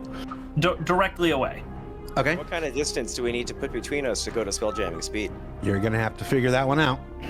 All right. All right. So you're trying to go the opposite direction. Mm-hmm. Right. So we're going to... So basically... Around. So basically, yeah, we got to turn the ship around. So it's 1, 2, 3, 4, and then we'll give you a 5, and then a 6. I thought we had 7. 5 Yeah, speed, but 35. you also just did a fucking 180 turn. So. Like a reverse and a giant hammerhead shark. Yeah. So, I mean, I think like, I didn't see any rules for a 180 turn. My instinct is to not let you do a 180 degree turn on a single. And remember, each turn is supposed to be 6 seconds of time. The idea that you could flip this bitch in 6 seconds. In fact, yeah, we're gonna do that. That's ridiculous. So I do an inland turn. It'll be faster. But yeah. So I I will think allow. I will allow Can one I do turn. an inland turn in a hammerhead Yeah, ship? because it's 6 seconds. Like I said, we're all figuring this out. I will allow that to happen in 6 seconds. Okay. And now it is the squid ship's turn. The squid ship. Lost my screen here. Hold on. Is also facing the wrong way, so. Oh well, no. It's moving. Well, you said their spikes were the front of their ship. I said it's a piercing ram. I didn't say it was the front of the ship. No, that's the fun thing about squids, Okay. right? Which way is the front? Yeah, I didn't say it was the front. I said it could be used as a piercing ram if they choose to flip their ship around. So Where's they my- can move backwards, but we can't. You could move backwards. You didn't say you wanted to move backwards. You said you wanted to turn around and go the other way. I said we wanted to run. Yeah, But okay. but you didn't say you wanted to move backwards. Okay. If it I've takes lost them my as page. long, we may as well joust and just keep going because it's going to take them a long time to. Well, no, they don't have to turn around. They're facing you. If Yeah, we their go spikes are past back. them, that's what I'm saying. Yeah, If we run It's past past them, they have to turn. flying past them would have been the much smarter thing to do. I have lost my entire thing. Hold on. In One our second. defense, we didn't know how movement was going to work when we made that decision. Always ask questions. Here we go. Sorry, my browser closed and I didn't realize it. So I need my stats for the squid ship. All right. So the squid ship is going to fire. It's Mangonel. Are they blinded though from the fog? They will get disadvantage. Okay. Thank you for reminding me. So they're gonna roll. They have a. That's not how that works. Hold on. That just typed in a 20. Did it? Or did that actually roll? No, that typed That in didn't actually roll. It just rolled. Yeah. 1D 20. Yeah. Although they rolled a natural 20. Does their mangonel work the same as our disadvantage, mangonel? You bitch. Huh? Does their mangonel work the same as our mangonel? No, they have 2 of them. They have one in the front and one in the back. Yes, But it works the same, but they have 2 of them. so it says it takes So do we. 2 actions to load, 2 actions to aim, and 1 action to fire it. So they've got 5 crewmen. Yep. Oh, I No, see. they I have, see how they've that works. actually. You don't know how many crew they have, but yeah, I mean, they have 5 on that. So mech. not They have turns, individual actions. Got it. individual actions. Yes. So the second roll was 13. They have a +5, so that's an 18. That is- Your ship's armor class is 15. 15, so it hits. So you take a flat 27 points of damage. Fair enough. So Baron, will you apply 27 points of damage to the hammerhead? Oh, you can because you have GM powers. Mm-hmm. To apply, and they are going to move 1, 2, 3, 4, 5 Let's see. up like that, and that's the end of their turn. The hammerhead. So you added 27, not removing 27, Baron? Wait, Our, what our are you hit talking points about? went up. You were at Okay. 300 hit points, not 400 hit points. So you should be at 273, Oh, I see. not 373. Okay. Any objections to full speed ahead this time because they moved in closer and halved the distance? Crush that can speed throw will fire. miss the intercept. If we go forward, they won't be able to hit us. Correct. No, assuming they can't turn better than we do, they might miss the intercept. Possibly. But since they halved the distance, Crush, if you still want to throw fire, you should be able to now, and then Enna, Kling, and I could fire the ballista. Mhm. While Nego gets us out of here as the third item. Depends on what the distance is. You can hit him with personal spells now. Okay. All right, so that's our plan. Crush throws fire, Enna, Kling, and Snup fire the ballista, then Nego jams on the gas in the direction we are facing. They have moved out of the fog, though. Anna Yep. would have to use her action to move the fog cloud. Specifically, keep them I would above. like to throw fire You at want me their to move sail. it?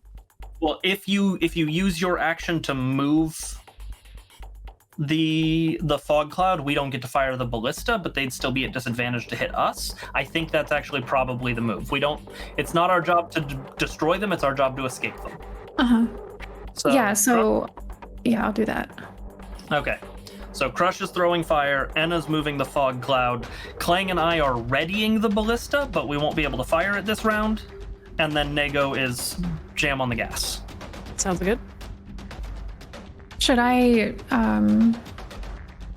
In that order, I think. So Yeah. Crush. should I remove another spell slot, or am I able to just move the fog cloud?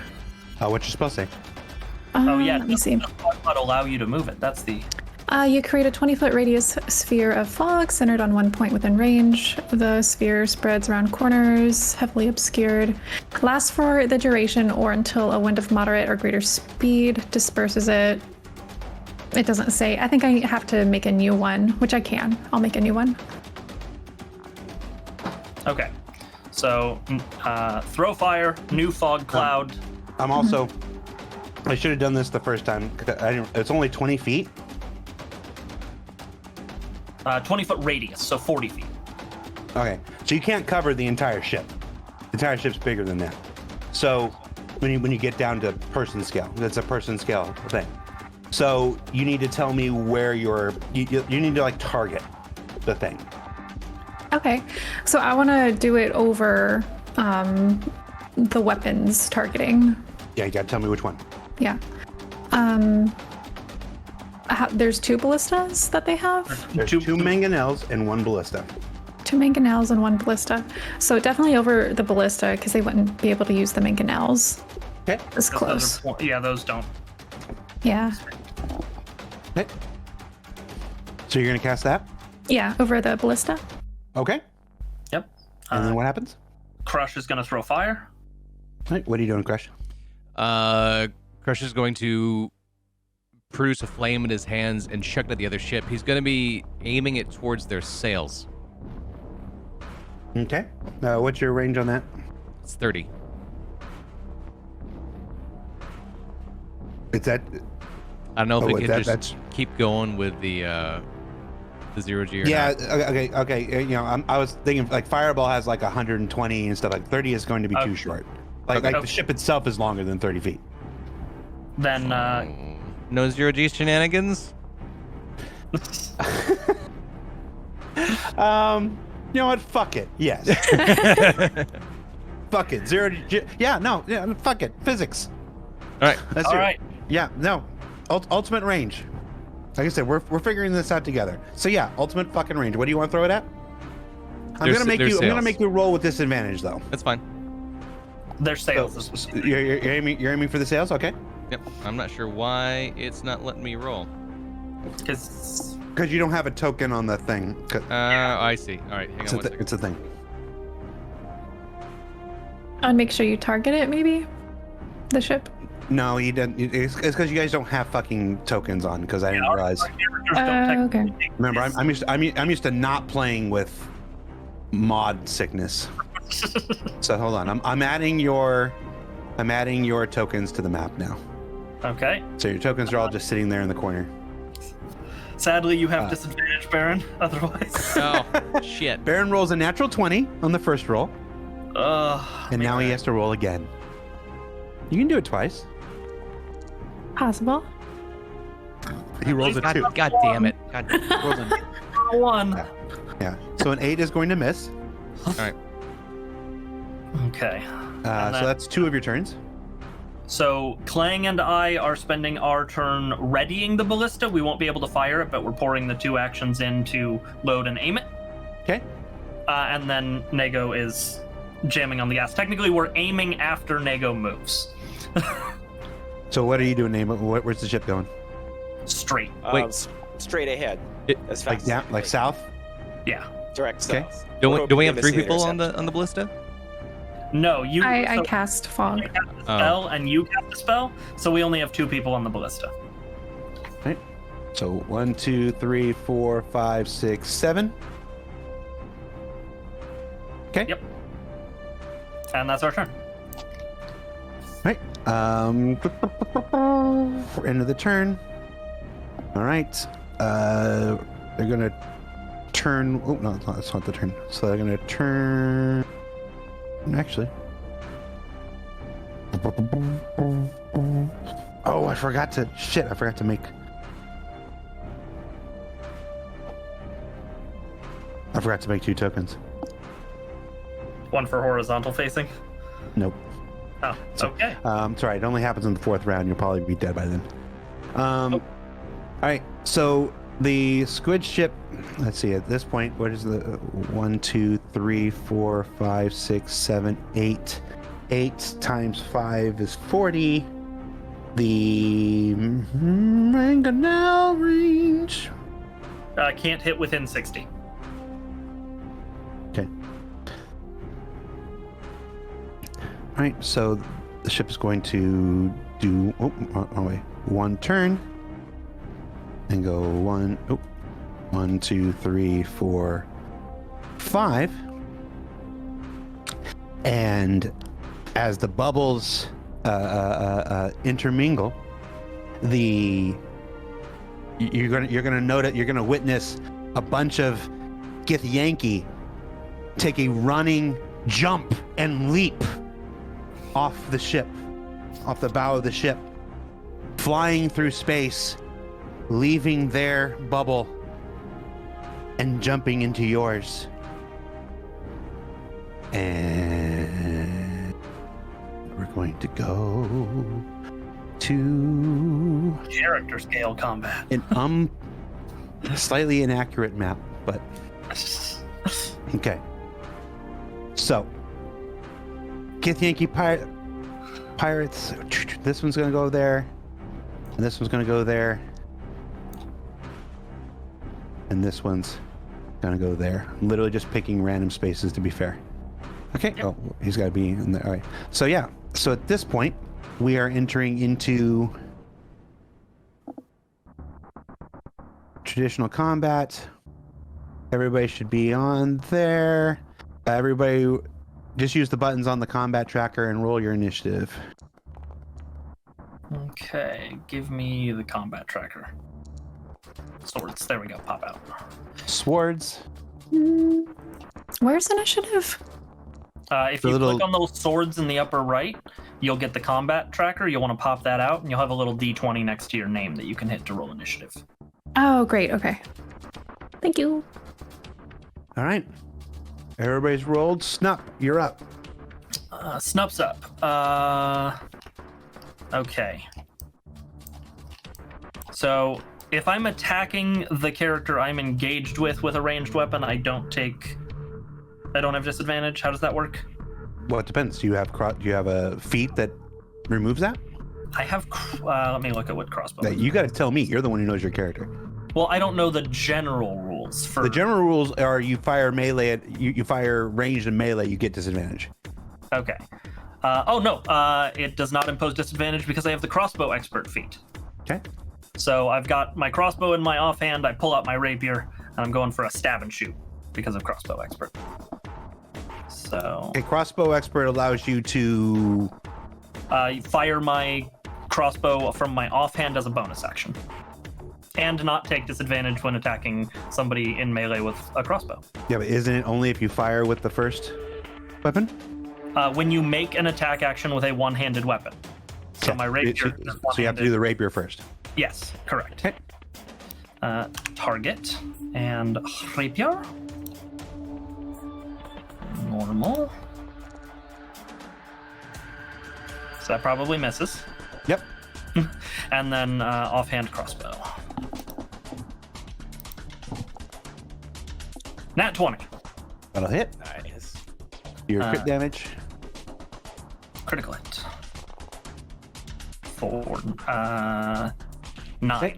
According to. Get the Yankee fighter. Like, oh shit! I just got here. Anything else? That is my action and my bonus. He is bloodied but not dead, right? Yep. Okay. Then no, I'm gonna stay engaged. Okay.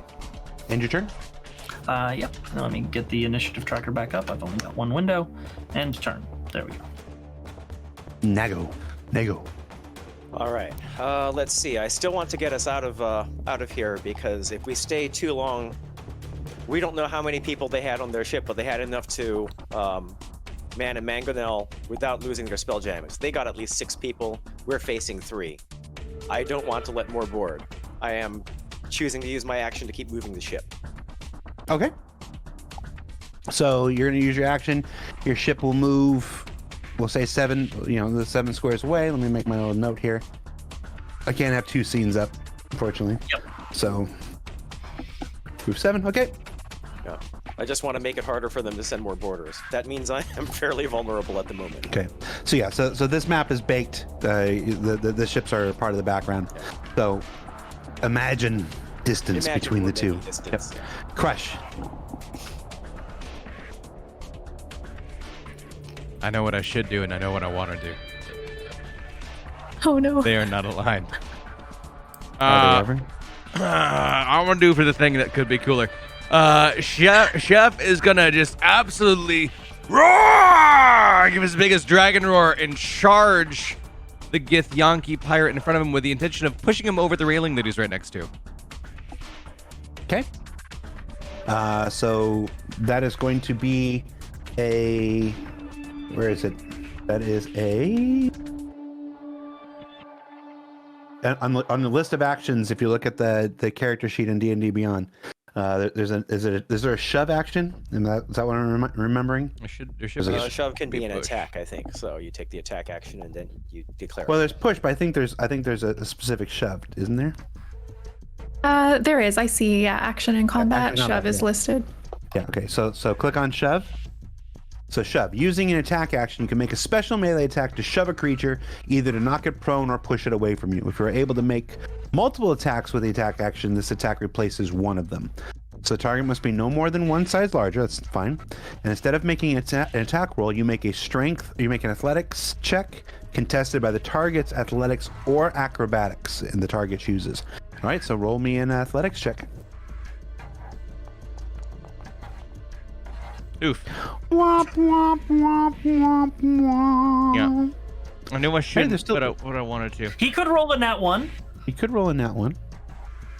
So we're gonna do a dexterity check.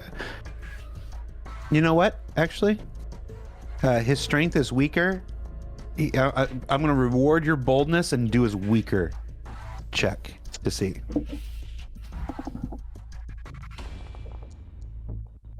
Oh. Yeah. It's 11. He rolled 2 nat 1s. They were just right next to each other on the same face. Yeah. So you charge him, the Githyanki just like fucking pushes it up and says, "Get off me, bro!" All right. Chef uses his bonus action to cast Shillelagh on his large wooden cleaver, and vines sort of grow down the spine, strengthening it. Okay. Where'd it go? Anything else? Where'd my shillelagh go? There we go. All right. Nope, that is it. Anna. So Inna is going to attack this Skithrathi pirate with her trident.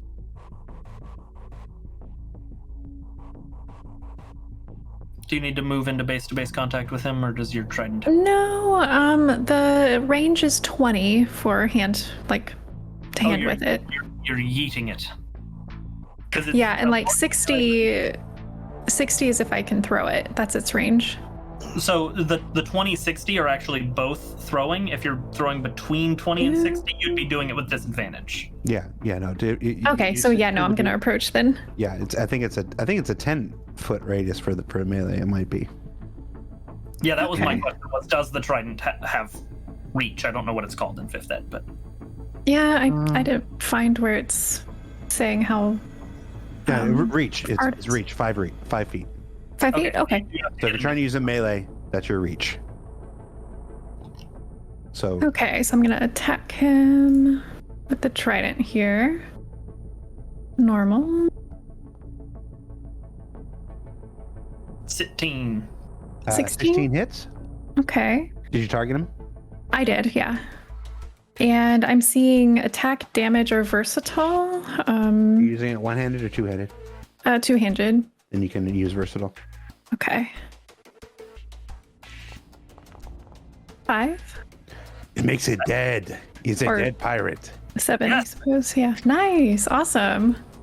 And then, let's see. I'm going to use my bonus to cast Sanctuary on Nago. But wait, do I have to be in range for that? You have to be arranged for everything, Okay. but you only know what the range is. Let me see. Let me look at Sanctuary. The range is 30 feet. Okay, so Not quite. It's a little You could far. get it on Um, thing for me, but not Nago. okay. I'm gonna start making my way to Nago so that Nago can still be relatively as safe as possible for piloting this ship. So, see, my range is 30 feet, or my speed is 30 feet walking. So I'm gonna use my bonus to move. 1, 2, 3, 4, 5, 6. Okay, and that'll be my end right there. The Githyanki pirate, which guy is it? It's this guy up here. The guy that just got shoved by Crush. It's like, what the fuck, dude? And he is going to attack Crush. Actually, no. He is going to break from Crush. So Crush, you get an attack of opportunity. Yeah.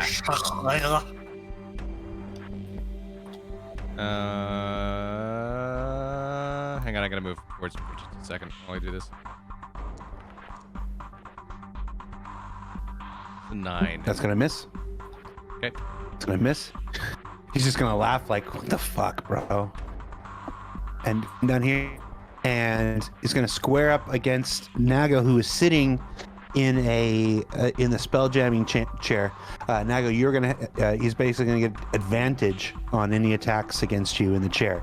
Basically, their job is to swing get over and stop the ship. Yep, this is a time for a shield spell because my armor class is awful. Yep. So So he is going to swing with his crossbow, or not, a scimitar. That's an 11. I didn't do it at advantage. Let me do it again.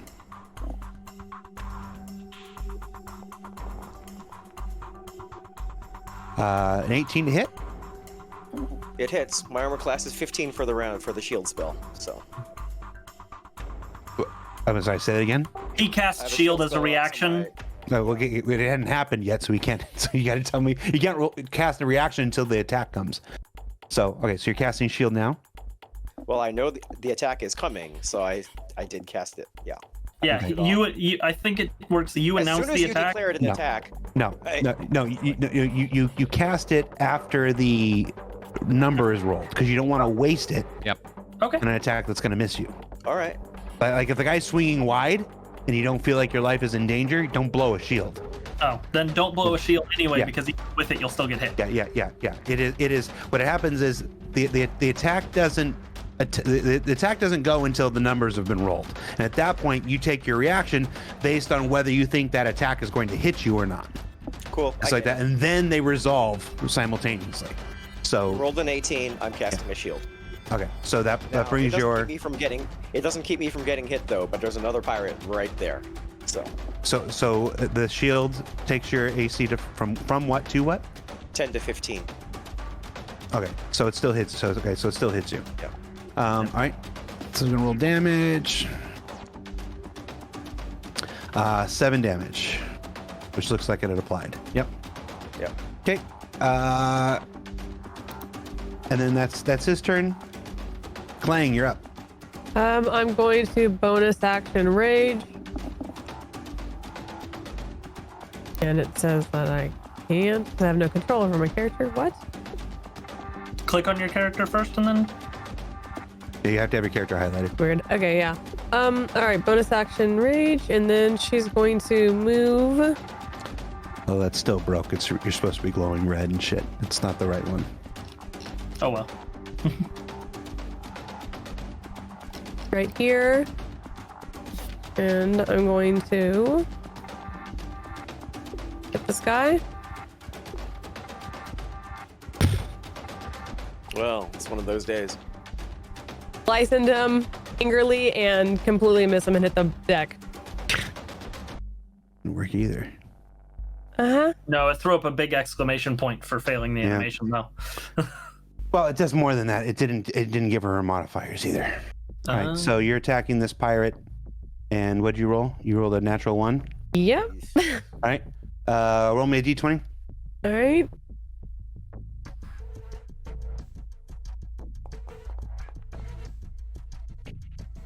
Uh, 17. All right, you're all right. All right. And yeah, I'm just gonna square him off and hang out there. Okay.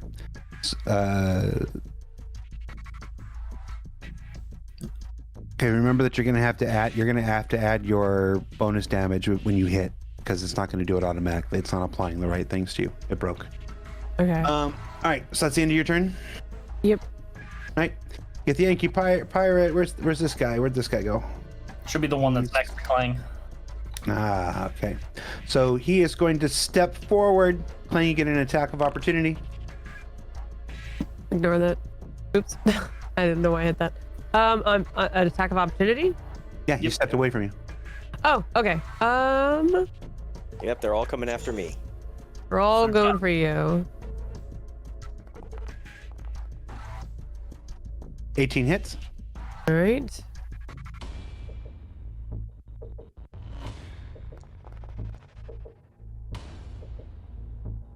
Ooh, Nice. one shot. Jeez. 13. Q. One shot, one kill. Slice as he walks away. Well, and let me double check this on. 1d12, you rolled a 6. +3, +2, +2, based on what's going on in the equation. Yeah, but that's why we gotta keep the. That's why we need the D&D Beyond. Yeah.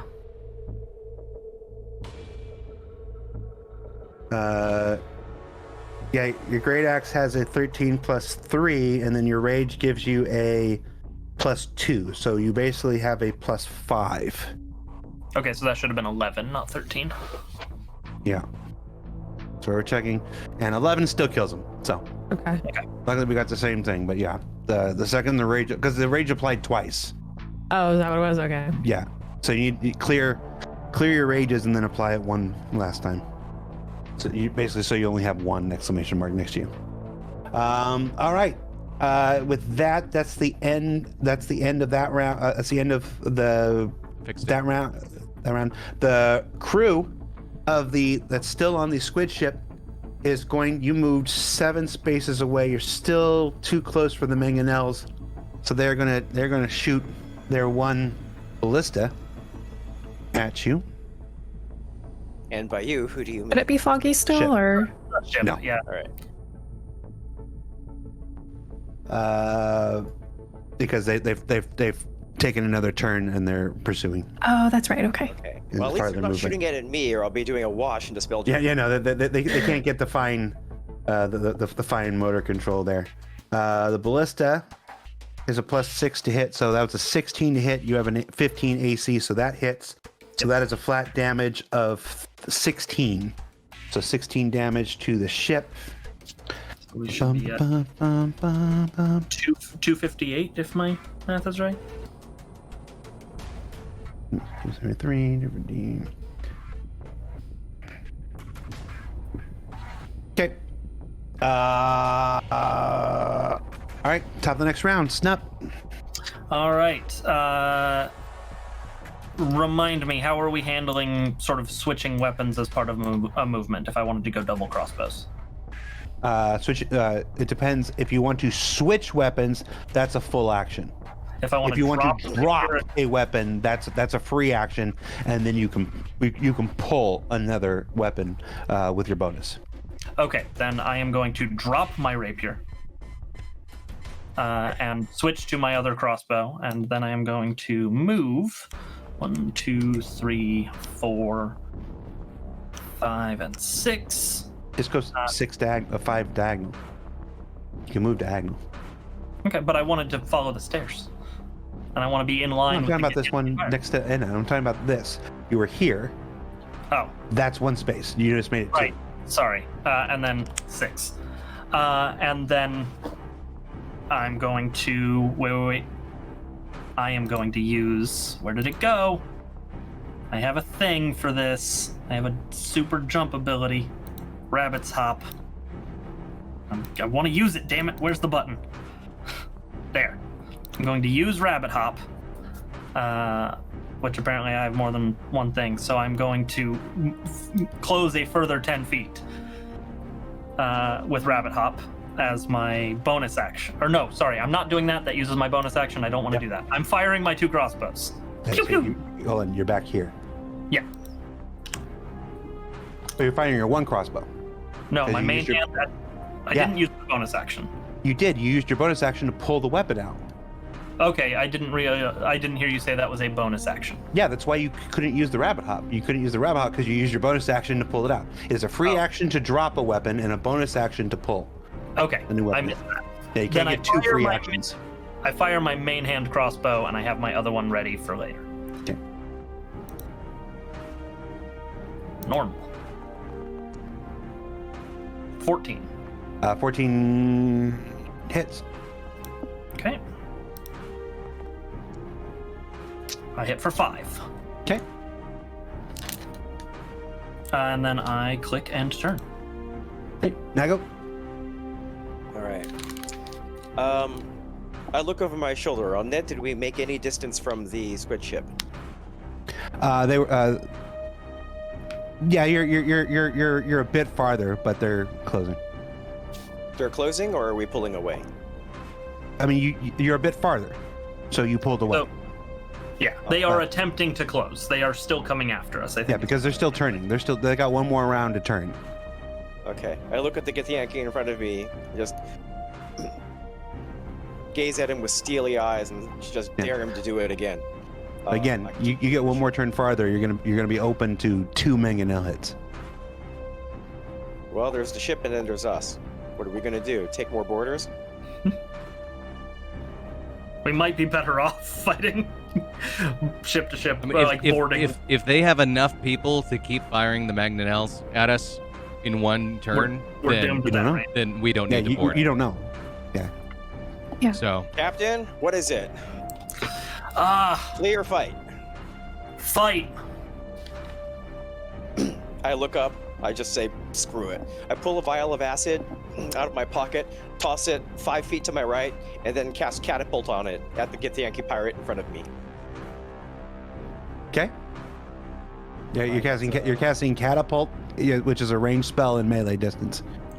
No, I'm not. I'm casting catapult on the acid vial 5 feet to my right in midair, which is not in melee distance of this pirate. You're in Spell is melee casting. distance No, casting. what's spell. that? You're in melee Spell distance. is yeah, and it doesn't matter because I'm casting a spell on the object, not against the target. But isn't the object come from you? It, Did you just pull it out of your pocket or something? yeah, I toss it to my right, and then fling it 10 feet to my left. All right, well, if you tossed it, that would be your action. Not an object action. That's I not mean, a free action? No. Yeah, no, not a free action. Okay, not by our rules. Then forget catapult. I'll do something else. Just throw the acid at him. I don't understand why you're trying to use catapult. because catapult does additional damage when the object hits the person. Like it does XD8 damage based on your level cast when you hit. I used it as my artificer character. Yeah. No, I'm not going to let you take an action to throw it over there and then take another action to cast a spell and send it over there. Not 2 actions in 1 turn. Let's see.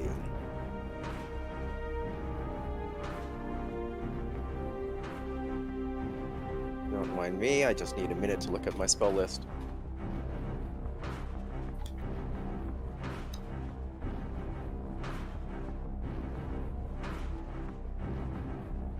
They're not listed here. Yeah, we don't have all the spells that we would have had when we made our character because we're only level 2 right now. Yeah, but that's why you have your D&D Beyond sheet, and you just look at what the D&D Beyond sheet at your level 2 is. That's what you got. Yeah, I just meant if he was looking for a specific spell that he... I am looking. Yeah, I'm looking at. All right. Hold on. Well, I see which of these cantrips does the most damage at level 2. It's not a great list of options. All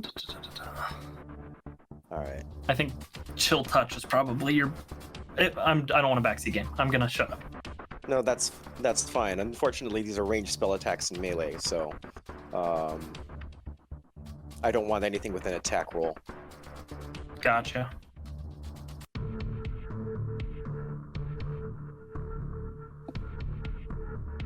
All right, Mind Sliver it is. It doesn't do a lot of damage, but it's a saving throw, not an attack roll. Okay. So tell me what it is.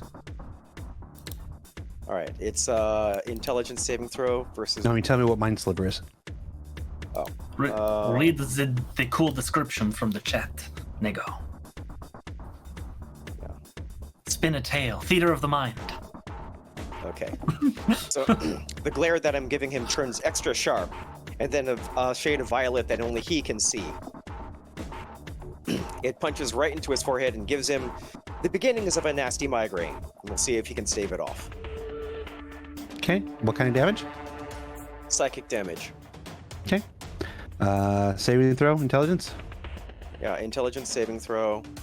Let's see what's the DC on this here? DC 13 is what it would have been, Okay. but you're good. Okay. He rolls a 2. All right. Then I'll roll Mind Sliver damage. You're clicking it a bunch of times.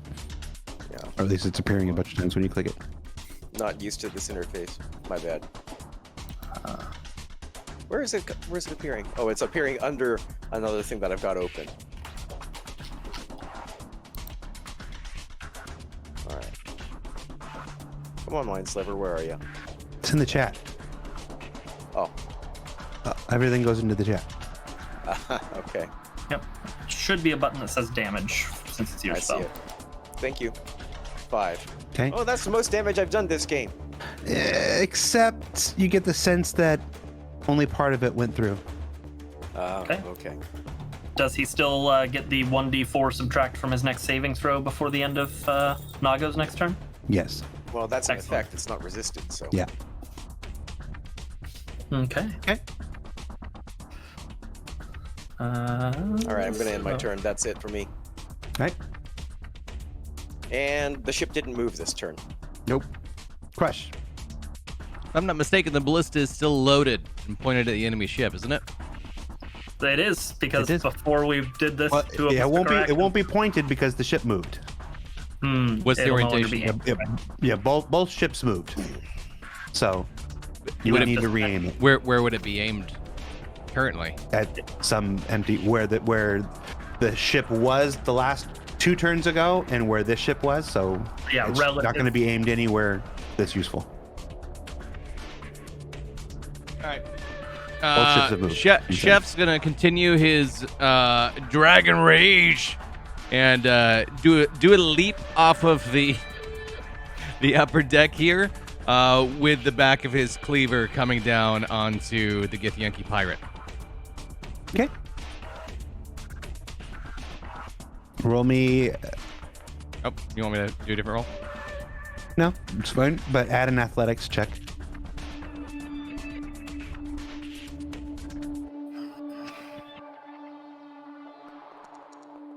I have to be flashy, don't I? I just have to.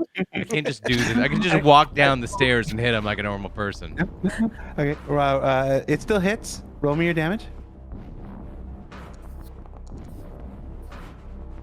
All right. So you leap over the rail and come down with your shillelagh and smack this dude, in the head with the magical shillelagh, and then the entire weight of your enormous dragonborn self just barrels into him and smooshes him for farther. You are knocked prone, but he is dead. Oh! You're just laying prone on top of a dead guy. Okay. That's the last of the pirates there. That was 1, 2, 3, 4. I have 2 movement left. Can I, what is it? You need 3 to stand up. You need 3 to stand up. Okay. All right. Then that's gonna be that. Okay. So hang tight. So at this point, these are the mobs I forgot to make. Wonderful.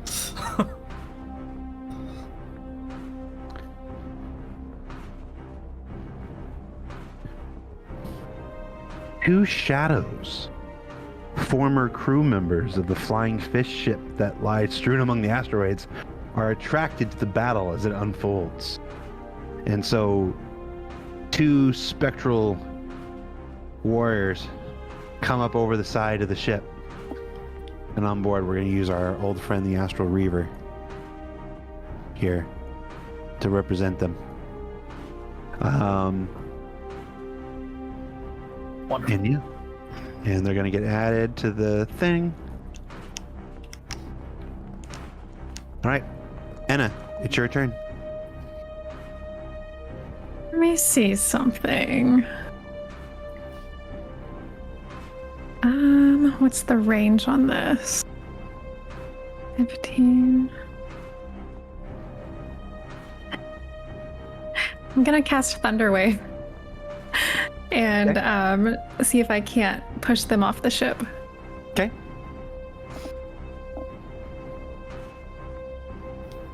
Where is that? There we go.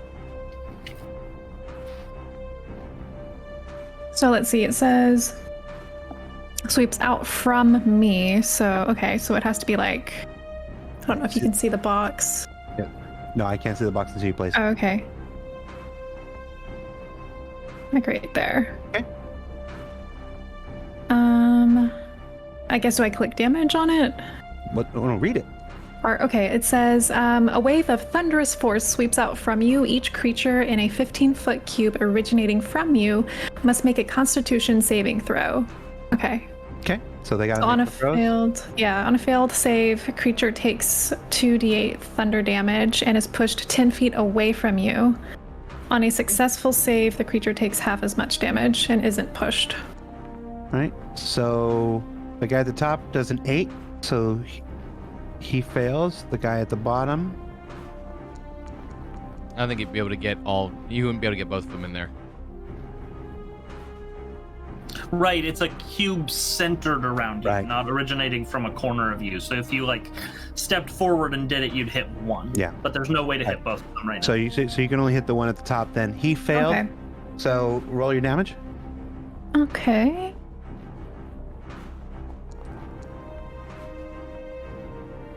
So he's going to take 19 points of damage. No, that's still his saving. Should That's his be roll down there. 5. Yeah. Right. So let's see if this supplies the damage. All right, 5 damage, and he gets pushed back 10 feet. Yep. I haven't say Okay. since that knocked his ass upstairs, he's prone. Okay. And then let's see. I will see what my bonus.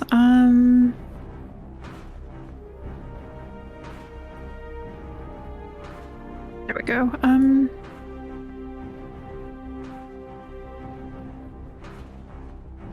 I am going to approach this one over here. Uh-oh. 1, 2, and then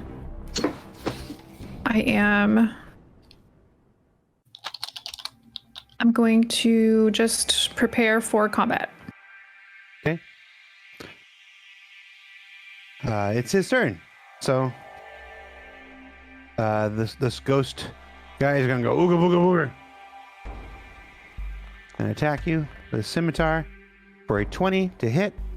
That hits. And do 4 damage. 4 damage. And Okay. that will be their turn.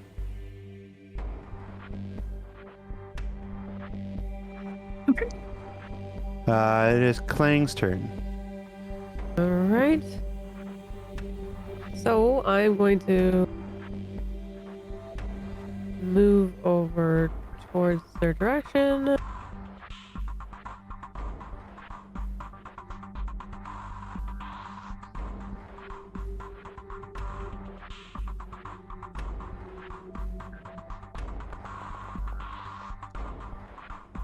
And slash 18 to hit. 18 hits. Remember to describe what you're doing because the people who are watching don't So yeah, see you. so I kind of pop out my great axe and it extends and I just slash right into this guy. All right. And 7 damage. Actually, no. No. No, because we don't have the right guy. This is an astral spectral thing, and your axe just swooshes right through it. Wow. Takes no damage. Interesting. And then I'm just like, uh-oh. And yeah. Okay. I think an idea, I guess. All right. So at the end of the round, there's another ballista shot from the opposing ship. 14 plus 5 is a 19. That definitely hits for another flat damage. It was 16 last time, I think. Doesn't the ship have a hardness rating? No, that's all accounted for with ship-to-ship weapons nowadays. Okay. We just Yes. have a ton of hit It's points. simplified. Yeah. All right. All right, and then gonna do that. The ship's gonna fly around. Move 6. One final turn, so it's aligned. Okay. Snup. Okay, Snup is going to move over to our... He's going to step over Crush and move over to our helmsman and cast Cure Light Wounds. And All right. Thank you. attempt to get him back up or back healthy because we need magic to fight these things, and he's going to be better off at that than I am.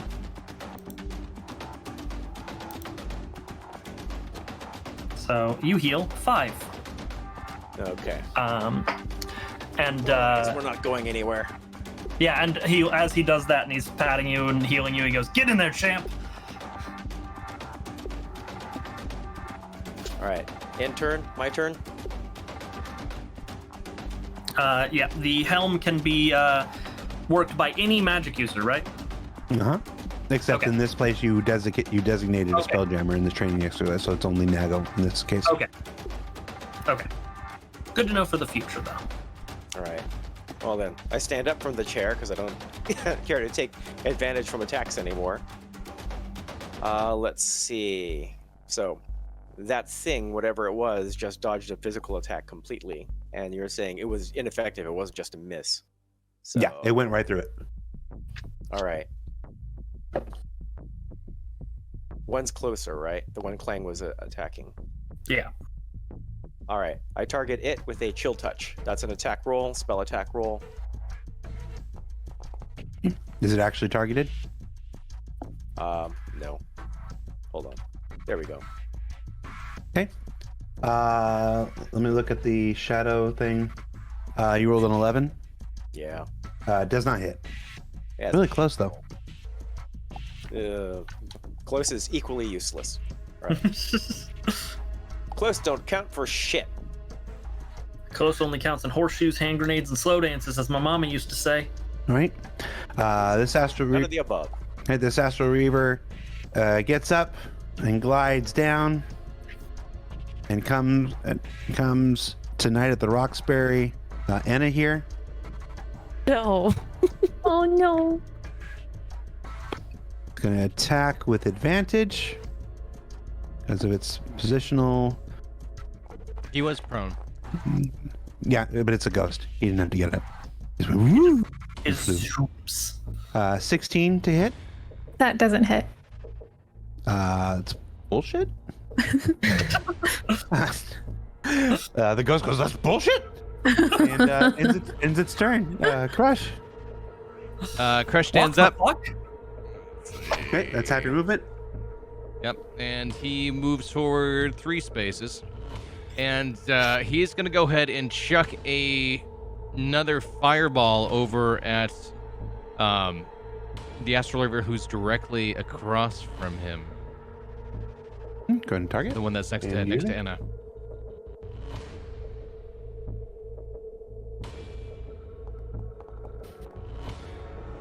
Natural one. Why is everything I do today bad?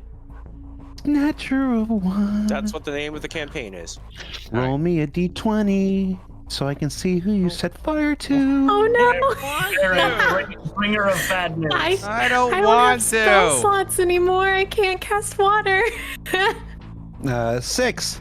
Okay, roll me damage on produced flame.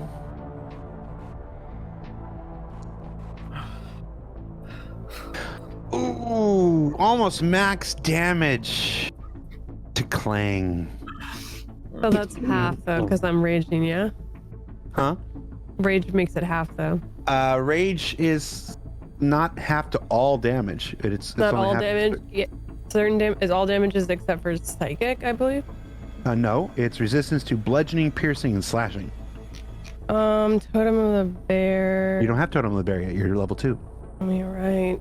Yeah, no. You have no resistance to magical damage, and so you're taking the full So I just thing. eat the whole thing. Eat Nice. the whole fire. I just ate the whole fire. Delicious fire. This is bullshit. You can go and apply. Baron, why don't you use your GM powers and apply the 7 damage to Clang? Making Did him, it. you're making him do it too. Oh, Anna. Jacques. Chef just threw fire. Yeah. Next year. What happened? Anna is pretty overwhelmed right now because she only has her trident. She doesn't have any spell slots left anymore. So she is going to just move here diagonally, still not breaking her engagement range. Or yeah. Really, the only thing she can do is be bait. So she's kind of resigned to no To use of that. cantrips. I don't know what class Stick a you bitch are. with your trident. You mean the only thing she can do is be bait? Stick a bitch with your trident. Well, yeah, I know. Like she's still gonna like try and bitch slap something. But yeah, her cantrips. Let me see here. I wonder. Let me. Remember you that look it's okay to at- think about your turns before your turn. Yeah. I think. Yeah, she's just going to attack this Astral Reaver to the south with her trident. Okay.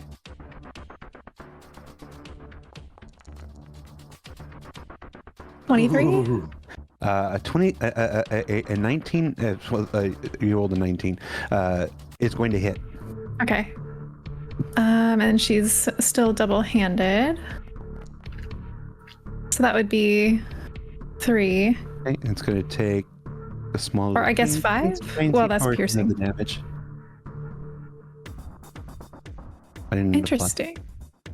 apply. So the trident hit. Okay. And then let's Not all your see. damage went through. Okay. And she is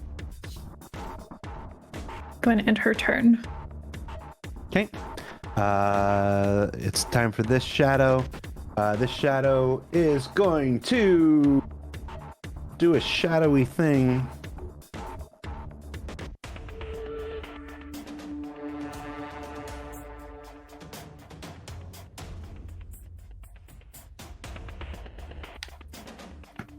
And it is going to cast Strength Drain on Anna.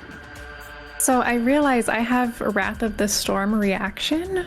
Can I react to that here with that attack? You have to tell me what it It says does. when a creature within 5 feet that you can see hits you with an attack, you can use your reaction to cause the creature to make a dexterity saving throw. Let's see, DC 12, or it takes 2d8 lightning or thunder damage. My choice, half damage on success. Sure, Full but throw. it has to hit you first. Okay. And it has to hit you with a what kind of attack? Just says attack, I think. Yeah, that I can Let see her hits me with answer. an attack. With an attack, okay. Yeah, just an attack. The Astral Reaver does not hit you with an attack. Okay. Okay, it's the end of Ed's turn. Clang. So Kling is confused why her attack didn't really seem to damage these guys, and seeing how they appear very shadowy, she's going to cast Light, and she is going to move just a wee bit out of their way and open to an off attack. Okay. Dun, dun, dun, dun, dun, dun, dun. I should have 20 feet of light casted off of myself now. And does a 10 hit? No. Okay. Then you get away. Yep. And yeah, that's it. I'm glowing. Okay. At the end of that round, another round of ballista hits. Shoot at the ship. 17 plus 5, that's definitely going to hit. Okay. The ship is in bad shape. It is just getting railed on right now. And at this point, the other ship has moved in alongside of it now. So we're back to actually how the map is actually laid out. Again, and top of the round, Snup. All right. Snup is going to move. This is diagonal. I'm just using the keyboard to move. Instead of He's using gonna your move. mouse. Yes, correct. He's going to move over here. The wounded Astral Reaver. He's going to cast Vicious Mockery and say, "You failure of a sailor! You lost your ship. Now you're trying to take ours. Begone!" Okay. And I am going to target it and cast Vicious Mockery. DC 13 Wisdom saving throw.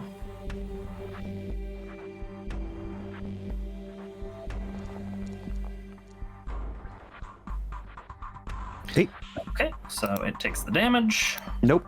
It's immune to psychic damage. Okay. Well then.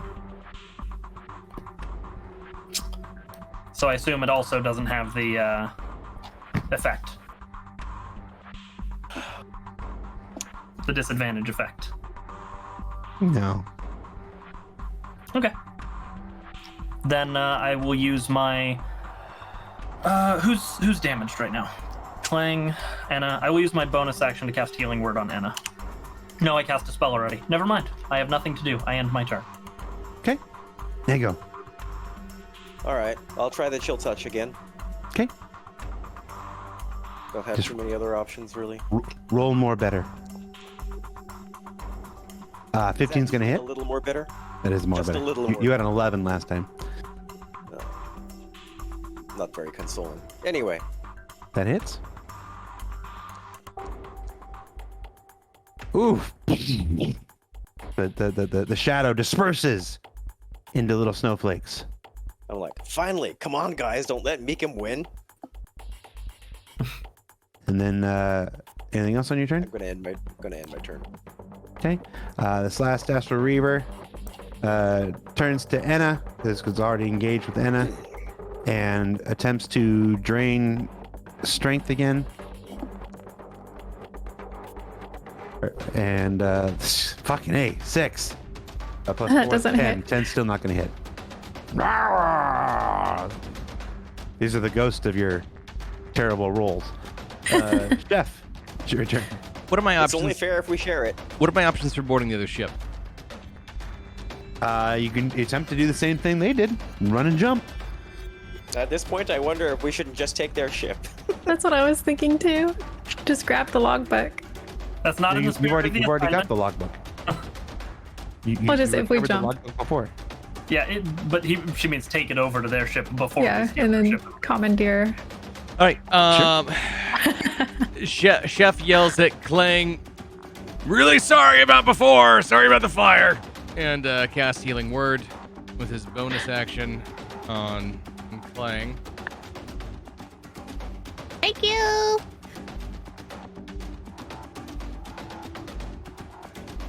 One. 24 No, plus 4. 7. Plus spellcasting modifier. My modifier is 6. Hey, you rolled a 7. Yeah, Oh, okay, she heals all right. 7. Okay. And then he's gonna go and take just a running leap off the side of the ship towards the other ship. Okay. Unfortunately, a jump is. Yeah. Healing Word was his bonus action. Ah, good. Okay. Yep. All right, roll me an athletics check. He's really not athletic. He's actually got I a know, but you negative keep trying for some reason. a negative modifier here on his Hey. athletics. 16. 16. A crush takes a running jump, flies off. Goes flailing across, does that little thing where he spins back around as he spins, like, so he's now flying feet first onto the other ship, looking at everybody else as he's leaving them behind, and lands safely on the other ship. Whoops. No, you have no more Yeah, movement. no, that's not what I meant to do. I meant to rotate him. Chef looks around at the pirates. He can see 3 pirates. Mhm. He looks around and he kind of braces himself and goes, "I didn't think I'd get this far." Is their Spelljammer obvious on their deck? You do not see a Spelljammer on the surface, no. Okay. On the exposed deck. Enna. Okay. So Enna is going to target this Astral Reaver. And with her trident.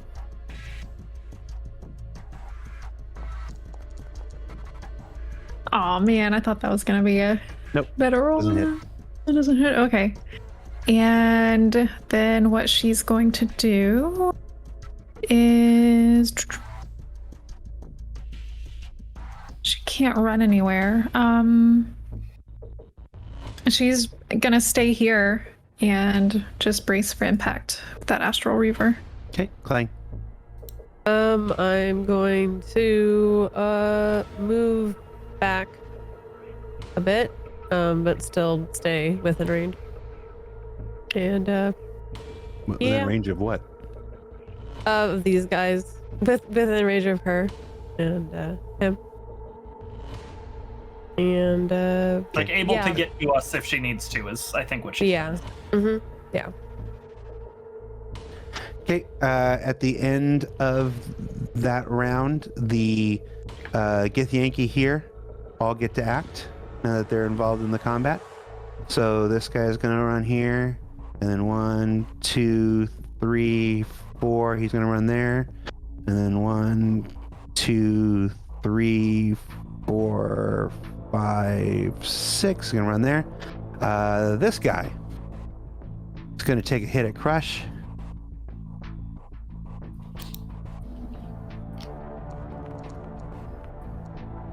For a natural 20.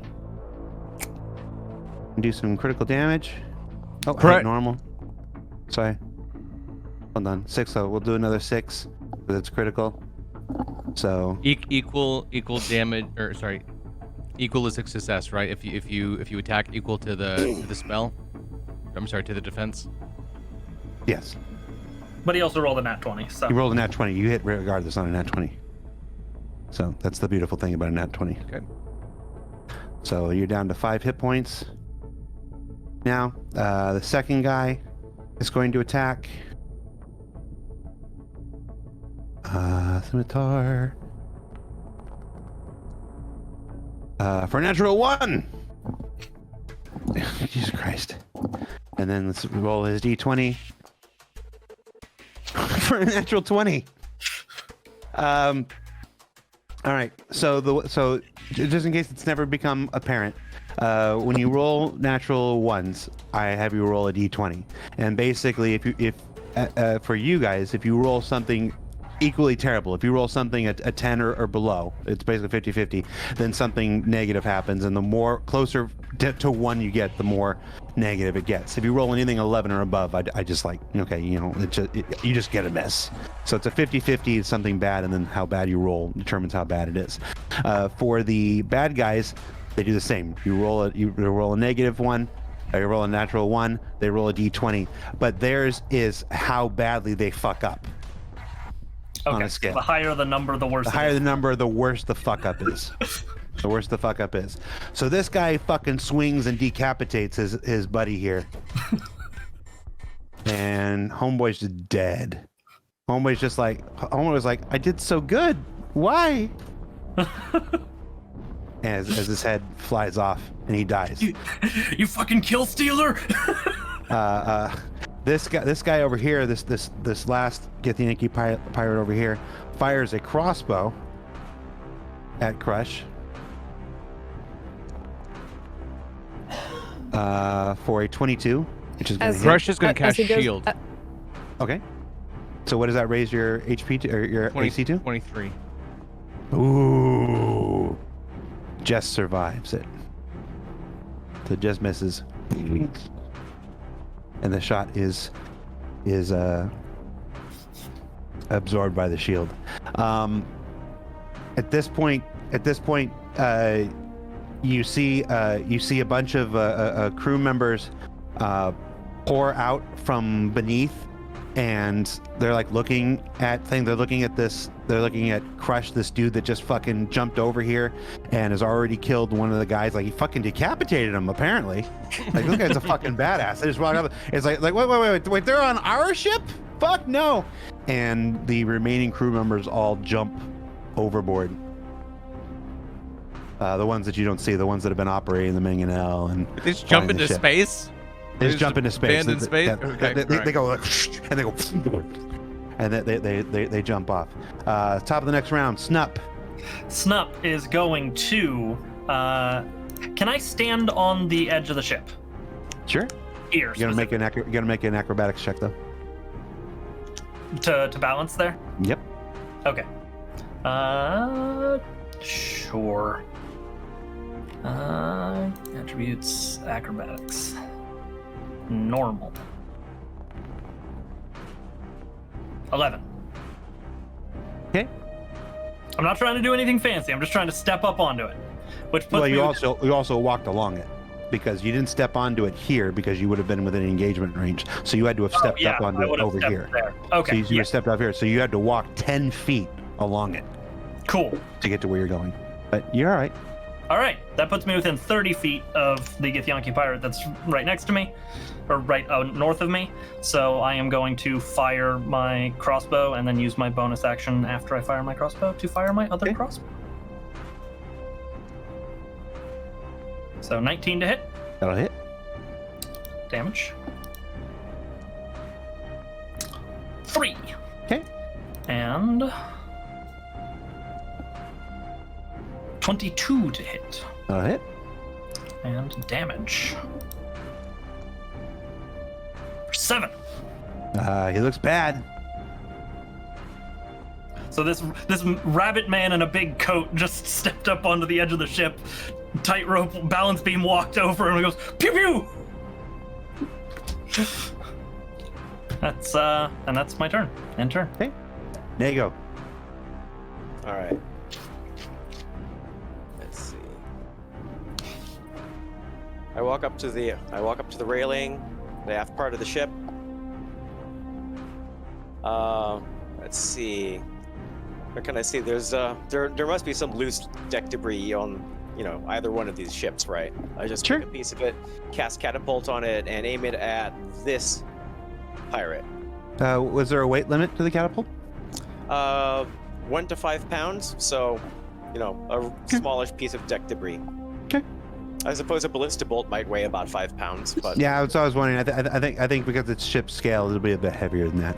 I was gonna say take one of the fucking bolts, but that's why I was asking. well, I mean, if the projectile weighs 5 pounds, I don't know, ballista bolt maybe, but anything. You know what? No, we're still too close to the gravity plate. If you were a little further up from the ship, I'd say it would weigh less. But this close, but on the deck of the ship, it's got to maintain basically its same weight. Well, I'll pick something less spectacular. Yeah. but- I was trying to help. yeah. I just can't rationalize it. Okay. All right. So let's see.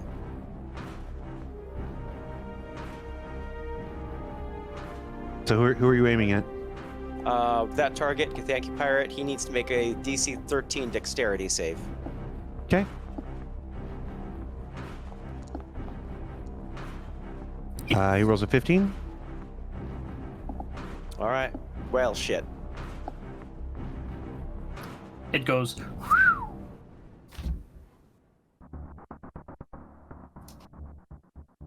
I think that's it.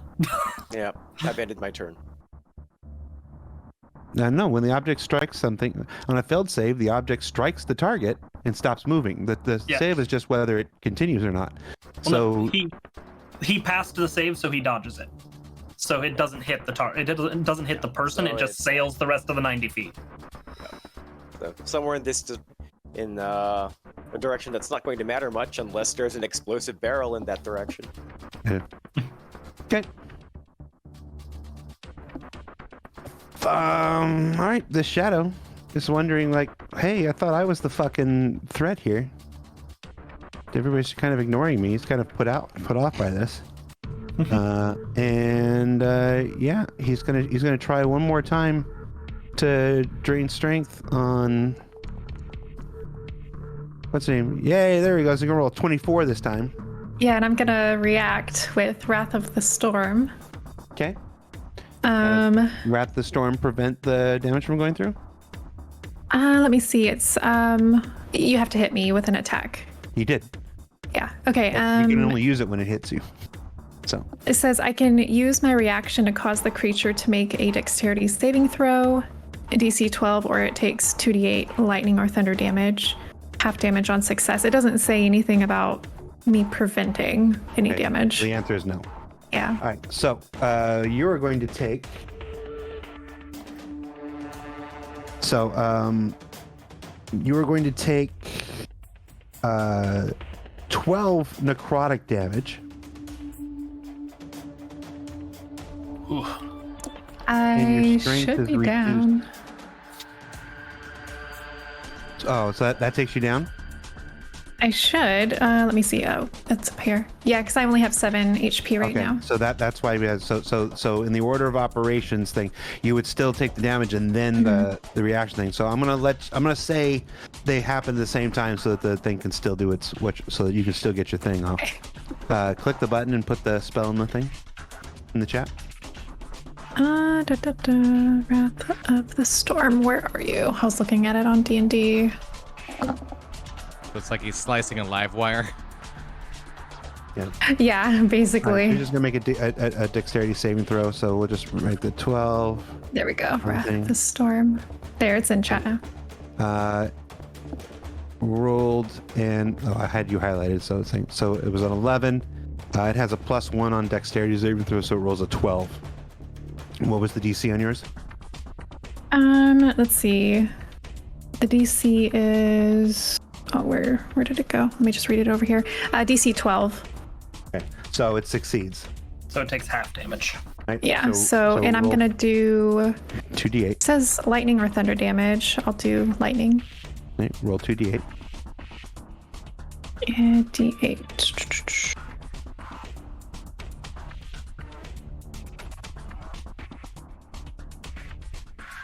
You have to push the D8 button twice. There you go. Had to click roll. Yeah. 12 is going to take 6 damage. That kills it. It's dead. Nice. So And then I'm down Yeah, 2, exactly. right? Except you're down 2. Okay. And because of the nature of the simulation, no death saving throws. She's just No. out for the rest Yep. of it, right? Okay. She's out. All right, Crush.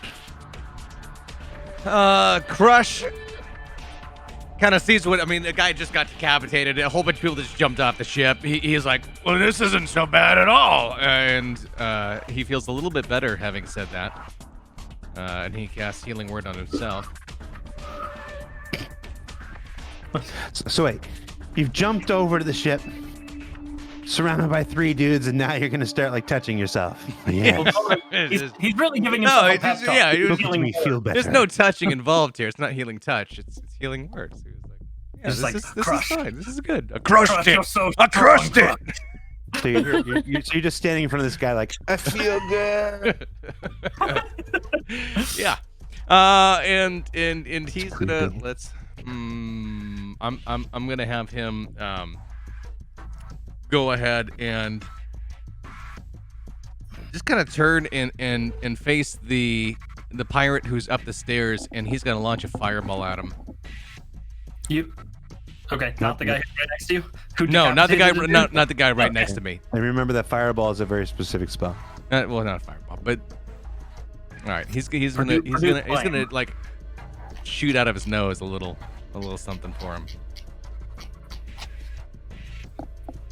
Oh, like a old school Mario fireball, just reach in there and throw out a.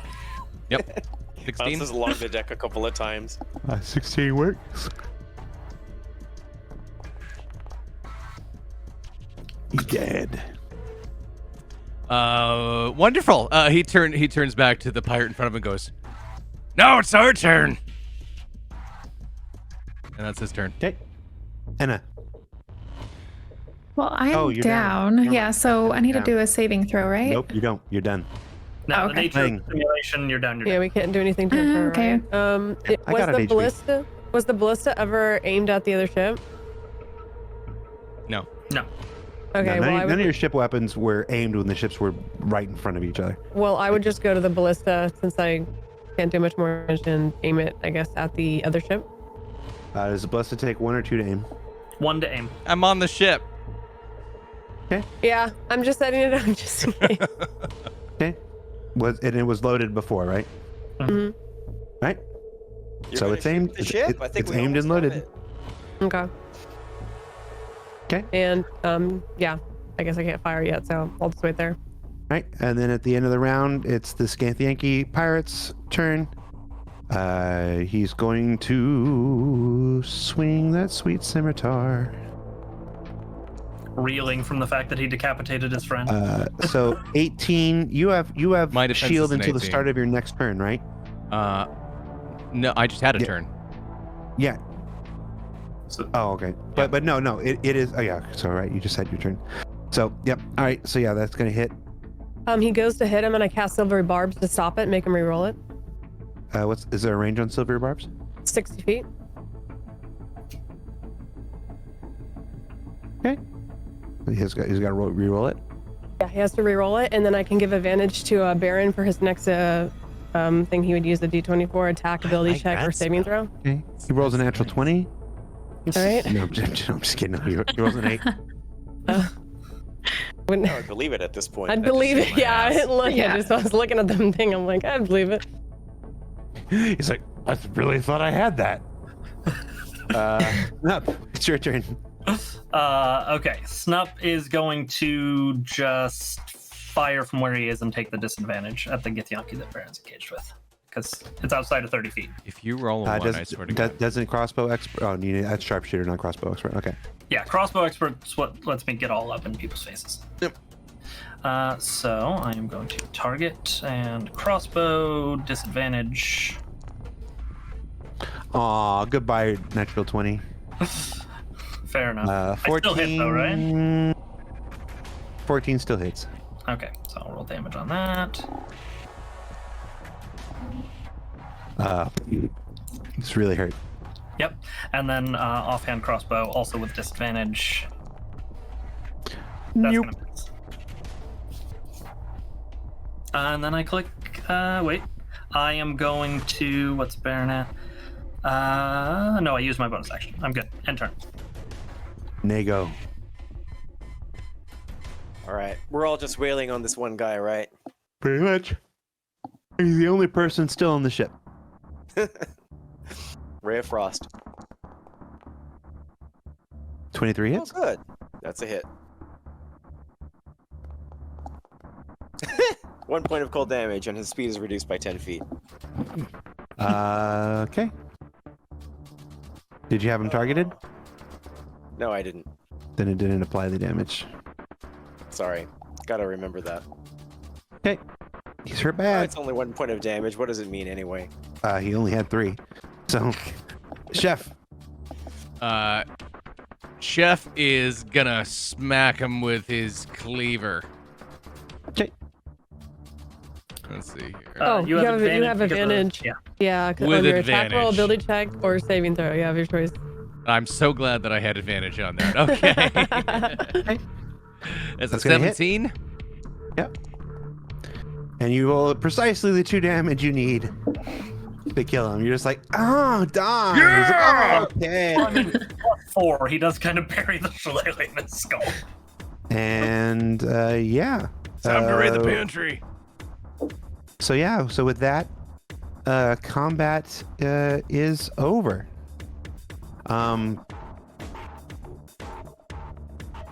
Wow. Okay. Should we take both ships home? Yes. We only have one. Yes. Well, actually, what we could do is we could tie one to the other one and then just tow it. Not Space through, tow. not through like light speed. Not to Bullshit. Not to the spell. What about another magic we- user? All right. So here's what happens because we're already at 3 hours because we had a slow start. So you're gonna explore the ship. You're gonna find out that they scuttled the spelljamming helm, so the ship is not pilotable. There is nothing of any remote worth on there anyway. It's a fucking simulation. If it had gold, it would be fake gold. Anyway, while you're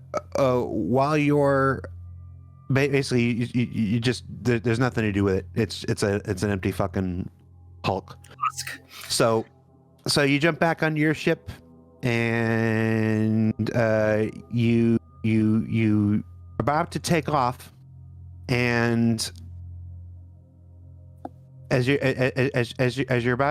ship's like beginning to like spool up, beginning to go, you notice something else off into the horizon. It takes a while. It's like Nago is there spooling up, and one of you notices in the distance another hammerhead ship that's severely damaged and adrift. It's every few seconds bands of electricity ripple out from the center of its hull, dealing further damage to a ship. It's like there's something inside it that's malfunctioning that is causing more damage to the ship. What do you do, if anything? Do you take off? Do you investigate? Do you? So we're down one Enna. Yeah, like I'm down, right? Yeah, you're down. You're off. Okay. Let's, Yeah. Can we heal, or is that not allowed on? No, this, she's down. That was the rules at the beginning of the thing. Right. That's what I remember. Let's- All right. You're out for the simulation. let's investigate. All right. As If that's the consensus. everybody's heading over there, I'm just on the ship mending myself back up. My oil can. Well, no, we're talking. Everybody's still in the ship. We're not talking Yeah, about the ship is far away. I'm asking if you're Well, I going to mean- go. Yeah, Pilot We're the talking ship. about whether or not we're gonna. Yeah. yeah. I can heal myself up in a minute, so I'm just healing myself up. So what are you doing, All Captain? right. The mission is to get back with the logbook. The tradition, though. In what world? I'm not arguing with you. I'm just saying. Yeah, I'm gonna regret this take us close, but I want to get a better look before we pull up alongside it. Yeah, I get it. Okay, what's close? Yeah.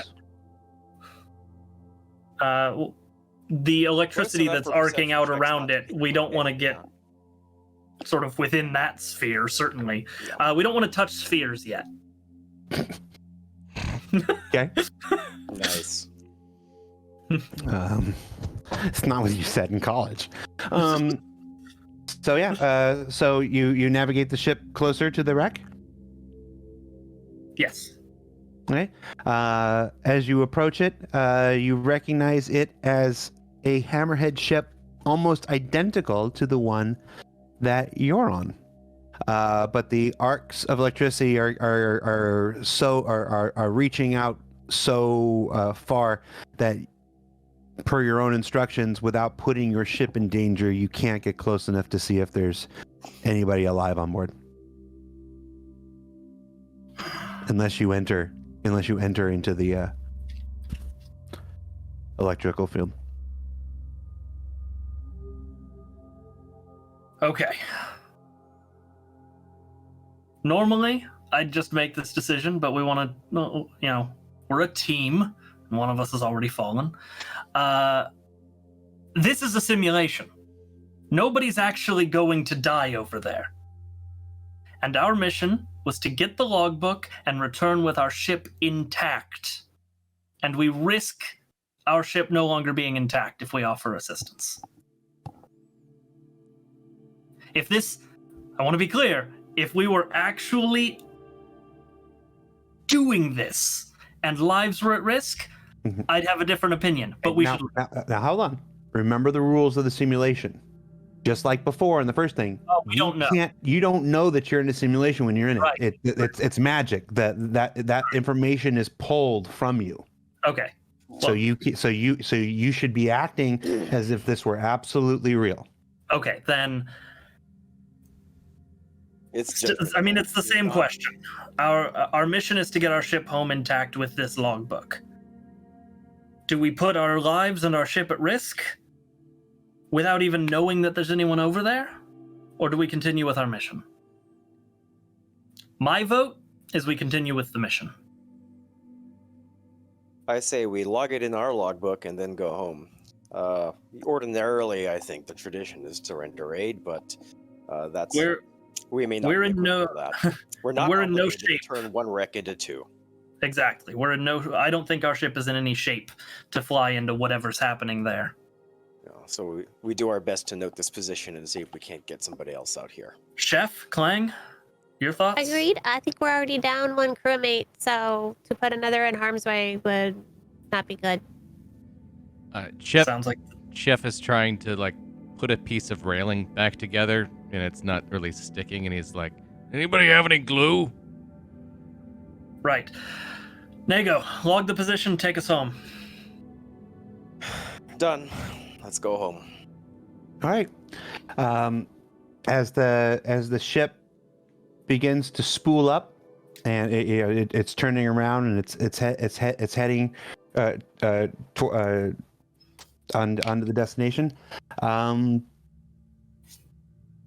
You see a flare go up from the ship.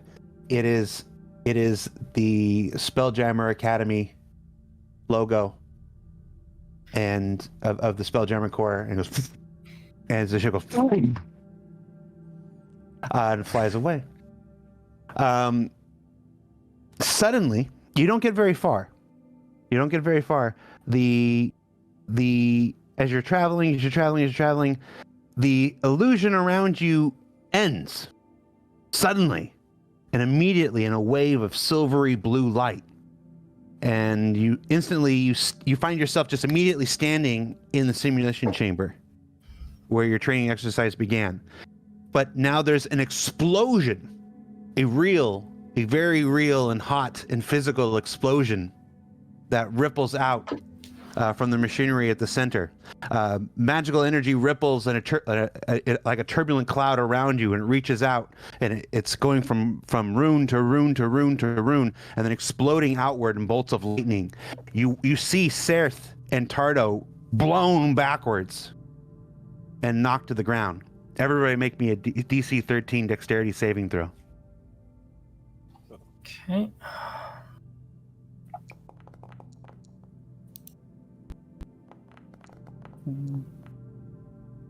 Do I just click on Dex, or is there a different spot for saving throws in Nope. this? Yeah, you click Dex Click and then on they'll give you the choice. Okay, cool. Anna, you really Why? failed that one. Wow. Okay. How did that? Oh, is it because I'm Negative down? 90. Well, that's Jesus Christ. On Is D20. it because did I'm you do? down? Nah. not that bad. So you rolled a 10. I just clicked. 10 plus No, whatever. it- What's you know, past it- critical fail? All right, so What Clang is rolled. This Clang is rolled Nexus a event. natural You one. can't escape your death here. Clang rolled a natural one, so she failed. A Crush rolled a 15, he passed. A Snup rolled a 23, he passed.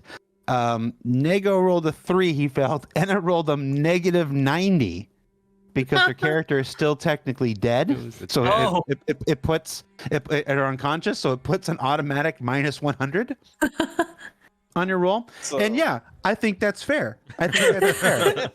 You've been unconscious, and you're like just waking up, and a fucking explosion of lightning is coming at you. You're just like, what? And so yeah, so Oh wait, I see this happening, right? yes, Because I have advantage actually on dexterity things that I see. I have danger sense, so I would have. sure. Okay. Roll another one again.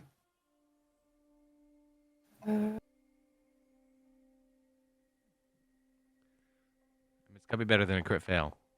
Oh my god, you're kidding me. Oh, yeah. You're shitting me. It's That's 20. definitely better. I get a Natural negative 20. 90 and you get a Natural nat 20. She All right. turns her axe into a lightning Yeah. rod. Yeah. So everyone that succeeded takes 7 lightning damage, Oof. and everyone that failed takes 13. okay. So I'm down no matter Yeah, what yeah, again. You were down. Well, here's Yeah. the question. How much damage was that? 13? Yeah, not if you failed. Do we keep the simulation damage, or do we let go of the simulation damage? No. It will. When you come back in, you are back to full health. So you can subtract it from your max health. Okay. I'm still down. Well, I am yeah, very I- not down. So is how much? Yeah. I'm sorry? Yeah. No. Anna's gonna be. Anna's like, hey, I'm okay. And then hit by lightning and back down again. basically. So, the wizards among you, who is that? That's basically Toast. I would say Anna could recognize it and Pocket could recognize it, but Anna's down and Pocket's not here. So Nago, you would recognize this effect as a magical backlash, the kind of thing that's almost exclusively caused by the sabotage of arcane machinery. Most of this magical backlash was directed at Serth and Tardo, it was directed, and over specifically to the area where the two supervisors are stationed during a simulation. They look pretty bad. They look pretty bad. Enna is pretty bad. You guys aren't doing great. What do you do? I cast Cure Wounds on Anna. Straight up. Okay. I Anna, can't. you're back up. It's 1d8 plus 3. Alright. I'll You tell don't have to worry how about many. Okay. I didn't know if there I was going to be cast- more damage happening. How much You don't, but you don't HP? have to worry about it. Who else is Okay. down? It was- The trainers. I'm going to cast Cure Wounds on Panko. On who? Yeah, and On Tartar. Tardo. Tardo? Tardo? Okay. Tardo. Okay, he's up. Or she's up. And then if I'm up, I can do the same for Serth. Okay. Seth is up. So you And then I think it's time to skidoo, personally. so let me think about what happened.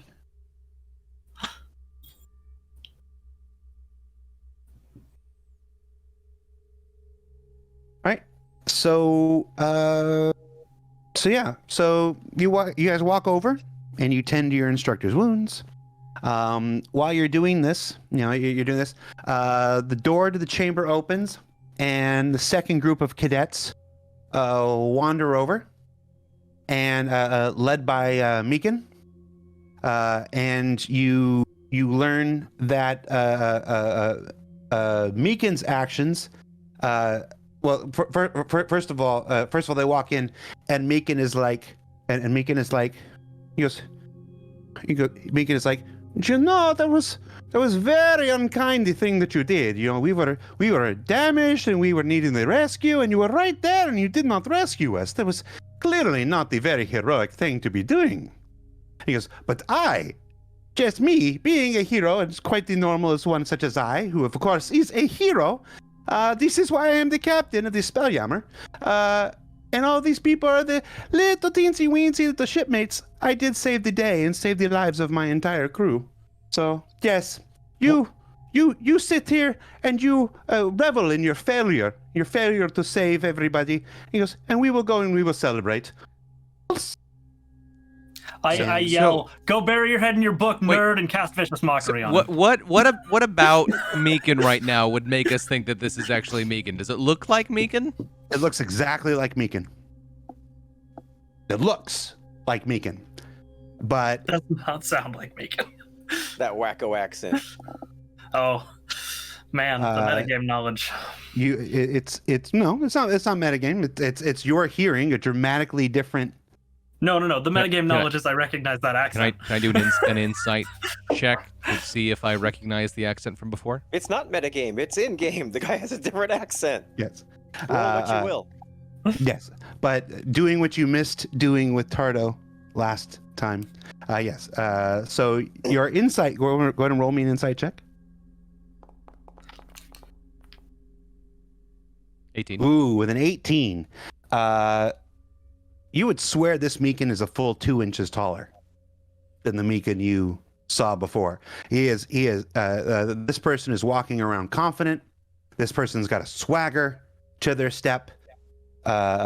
It's you see the evidence of your eyes. This is Meekin. This is the same person you were talking. This is the same person you were talking to. But if you didn't have eyes, there's no reason in hell you would think this was the same person. So the check would be I asked if I could see if I remember the voice. Yes, you recognize the voice as. Well, so that's the hard thing because you didn't acknowledge the difference with Tardo.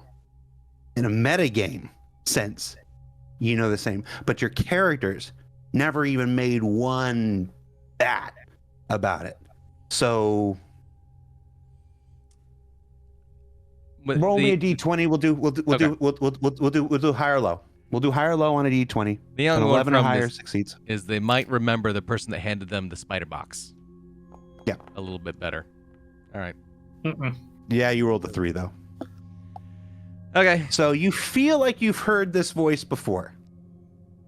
You're pretty certain that there's something very different about Meekin, and you think it might be attached. It might be connected to something else that happened, but you can't. But it's like it's fucking escaping you. You're like, God, this seems this running into somebody that we knew, who's acting and sounding different. God, that seems familiar. Nobody else gets to check?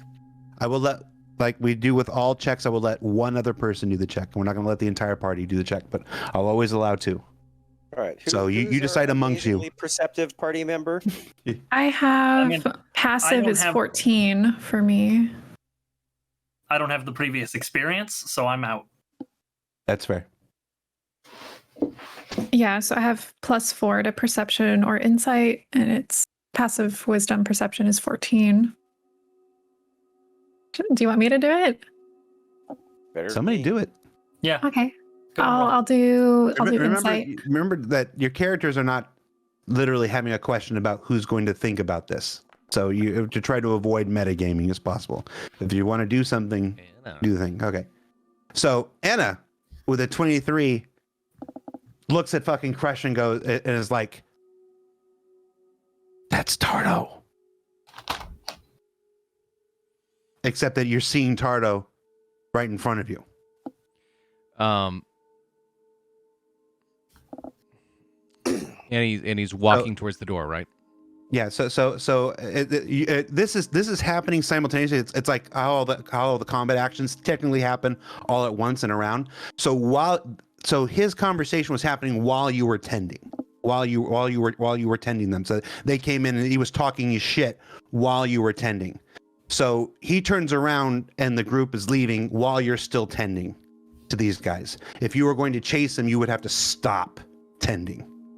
I haven't taken an action yet. So I cast a spell before. No, you're the one who was casting the spell to tend things. So that's what you were doing. Okay. I would go to grab him. Nego is free. Nego is free and Clang is free. Yeah, I would go to grab him. You're gonna Can't grab. cast a spell. Yeah, like grapple him. Okay. So, and you, me, and Crush all cast spells, so our actions. Oh, okay. Okay. Yeah, you're in the process of doing that. You're in the process of casting your spell and healing them and tending to the thing. Remember, this is all happening like in the same round. Yeah. Of things. So you're doing those things. Nego and Crush are free. So he's gonna be like, "This who put their hands on me? Take your hands off of me!" And he's going to break free and stand there and stare at you. If you do not put your hands on Meekin is the captain of the ship. You are not Meekin. I know deception when I see it. Well, you're both talking at the same time. My action. I chill touch him. It creates a hand, so I just put it around his neck, or at least Nice. try to. Yeah, and I would. You're going to attack a fellow cadet. We've killed fellow cadets. What's this? True. Okay. And he's not wrong. For less, they didn't even do anything. We didn't kill them though. The spiders technically killed them. Yeah, you just brought the spiders into the community Semantics. center. What does Chill Touch do? It's a. I keep clicking it. It keeps not coming up. So it's a dexterity saving throw, I think. Let me look it up. This is why I don't like having everything. I prefer doing the D&D Beyond thing. It's a lot easier to learn and know your stuff.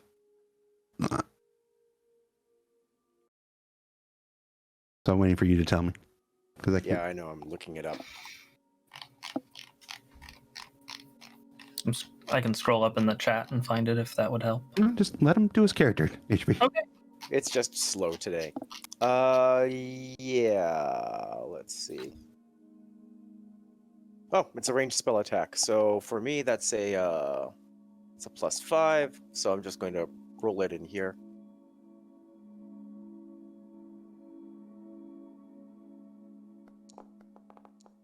No, not that. That wasn't a D20. Okay. That +5 is an 11. Okay, 11's not going to hit. So at that point, though, with you literally starting combat, that there's a major calamity that has just happened. That there's been an attack on the academy, and you have chosen to instigate combat mere minutes after a terrorist attack has been committed on the simulation chamber. Guards are going to rush in and tackle your ass.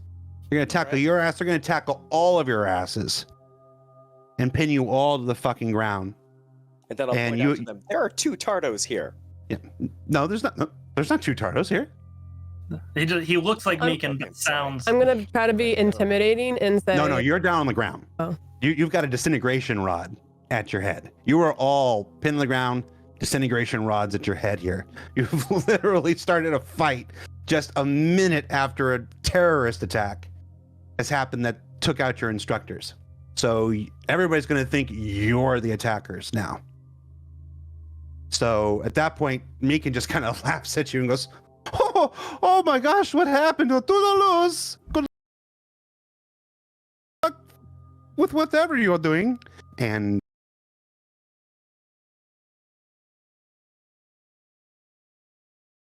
they're going to leave. They're going to leave fast while you're all going to the brig. And that's where we're going to end because I don't know what else to Good as do. Friday. I mean, Jesus Christ. What the fuck you... How... So, as you're being... Christ. Literally, there was a fucking terrorist attack, and you start shooting at your fellow students.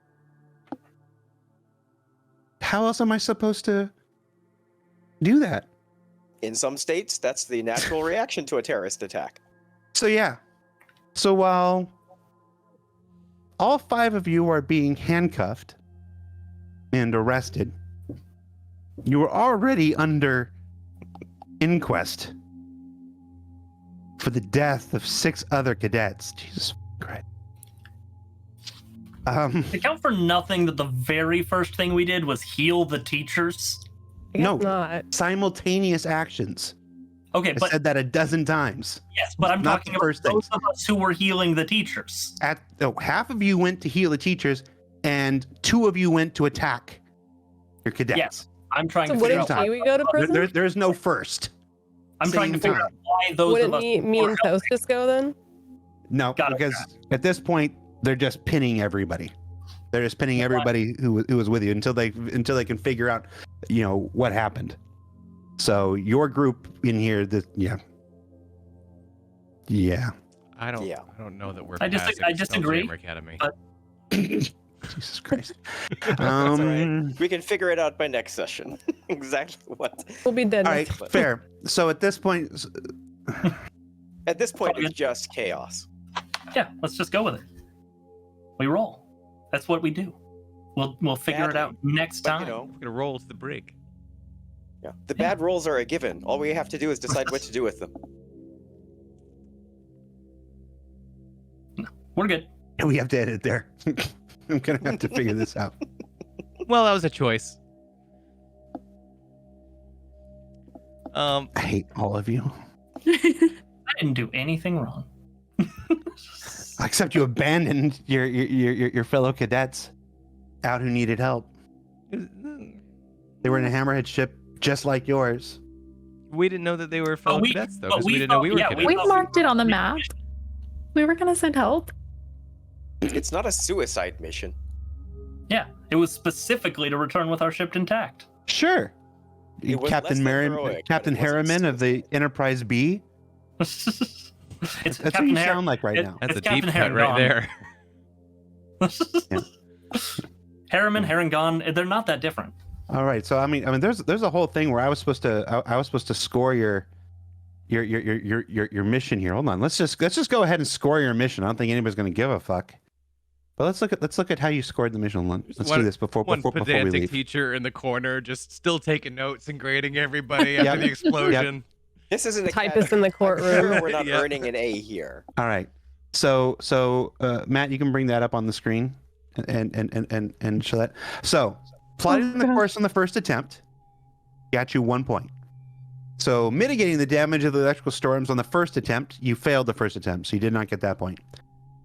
No, you did. You mitigated that one. You mitigated the electrical storm damage, so you got that point. You failed the first asteroid cluster, so you didn't get that point. You exited the asteroid cluster without damaging the ship, so you do get that point. You defeated the enemy ship, so you got 4 points, but you did not stop to assist the other cadets. So you got 1, 2, 3, 7 points. There were 6 required for success. So, We as win. you said before, C is passing. We passed. C's get degrees. Good.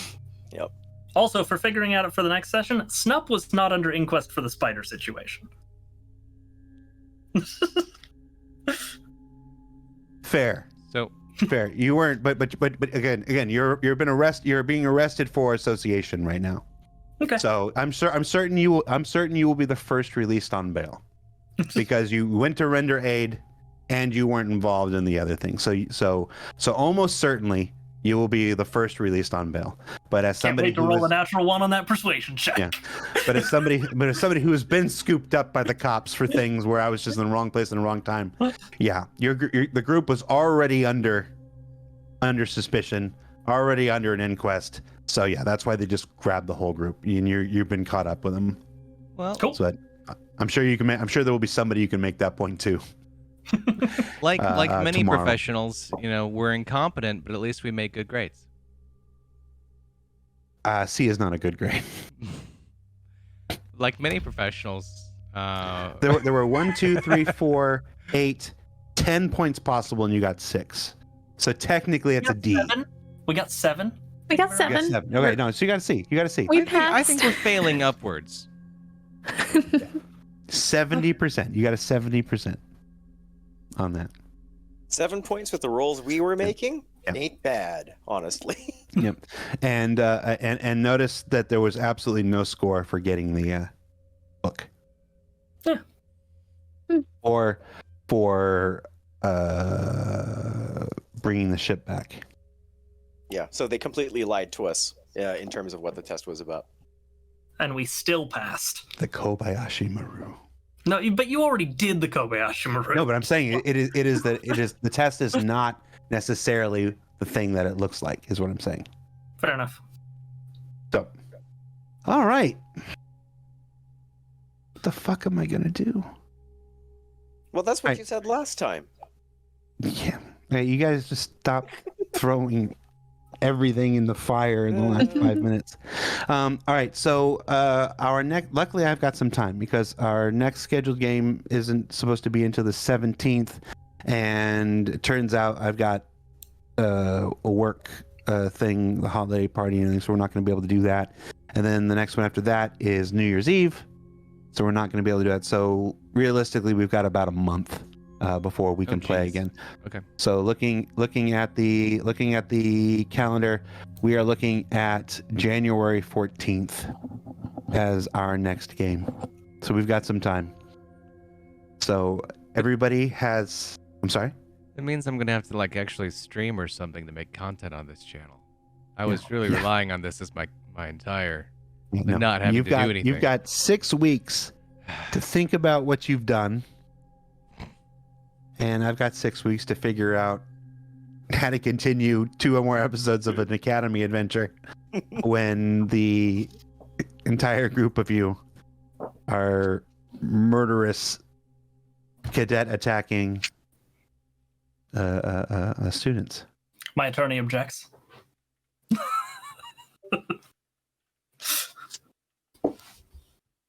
Yep. I don't know. You chose to abandon your fellow cadets in the simulation, so that's probably going to be taken into effect too. All right. That's it. Matt, is your show. Wrap it up because I'm at a loss for words. I'm done. Well, thanks everybody for watching Spelljammer Welcome to Wildspace episode 2. We'll be back in a month for episode 3. Thank you to our host Disco Lando for whatever he does.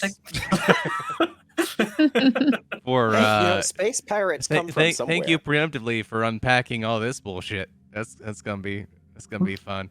Thank you to our players. Thank you to Verity. Thank you to Larani, Toast, HP. Verity, what is your do the channel thing? Do what you do. Oh yeah, Say what you I do. got a Twitch channel, I do YouTube things. Yeah, I play games, break them mostly, and we have fun doing it. That's twitch.tv/Verity. Larani. Yes. Yeah, you can find me at Lady Lorani, Twitter, Twitch, Insta. Toast, do you have anything you wanna pitch or maybe like a favorite food you want to talk about? Oh no, just tickled to be still frustrating Disco Lando from the other side of the world now. This is very exciting. Now we don't even have to be in the same room to do it. HP.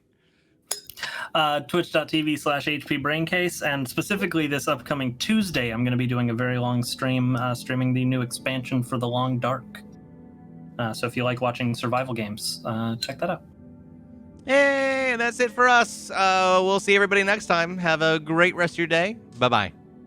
See, I had it set up so that the guard could take the fall for letting the spiders out.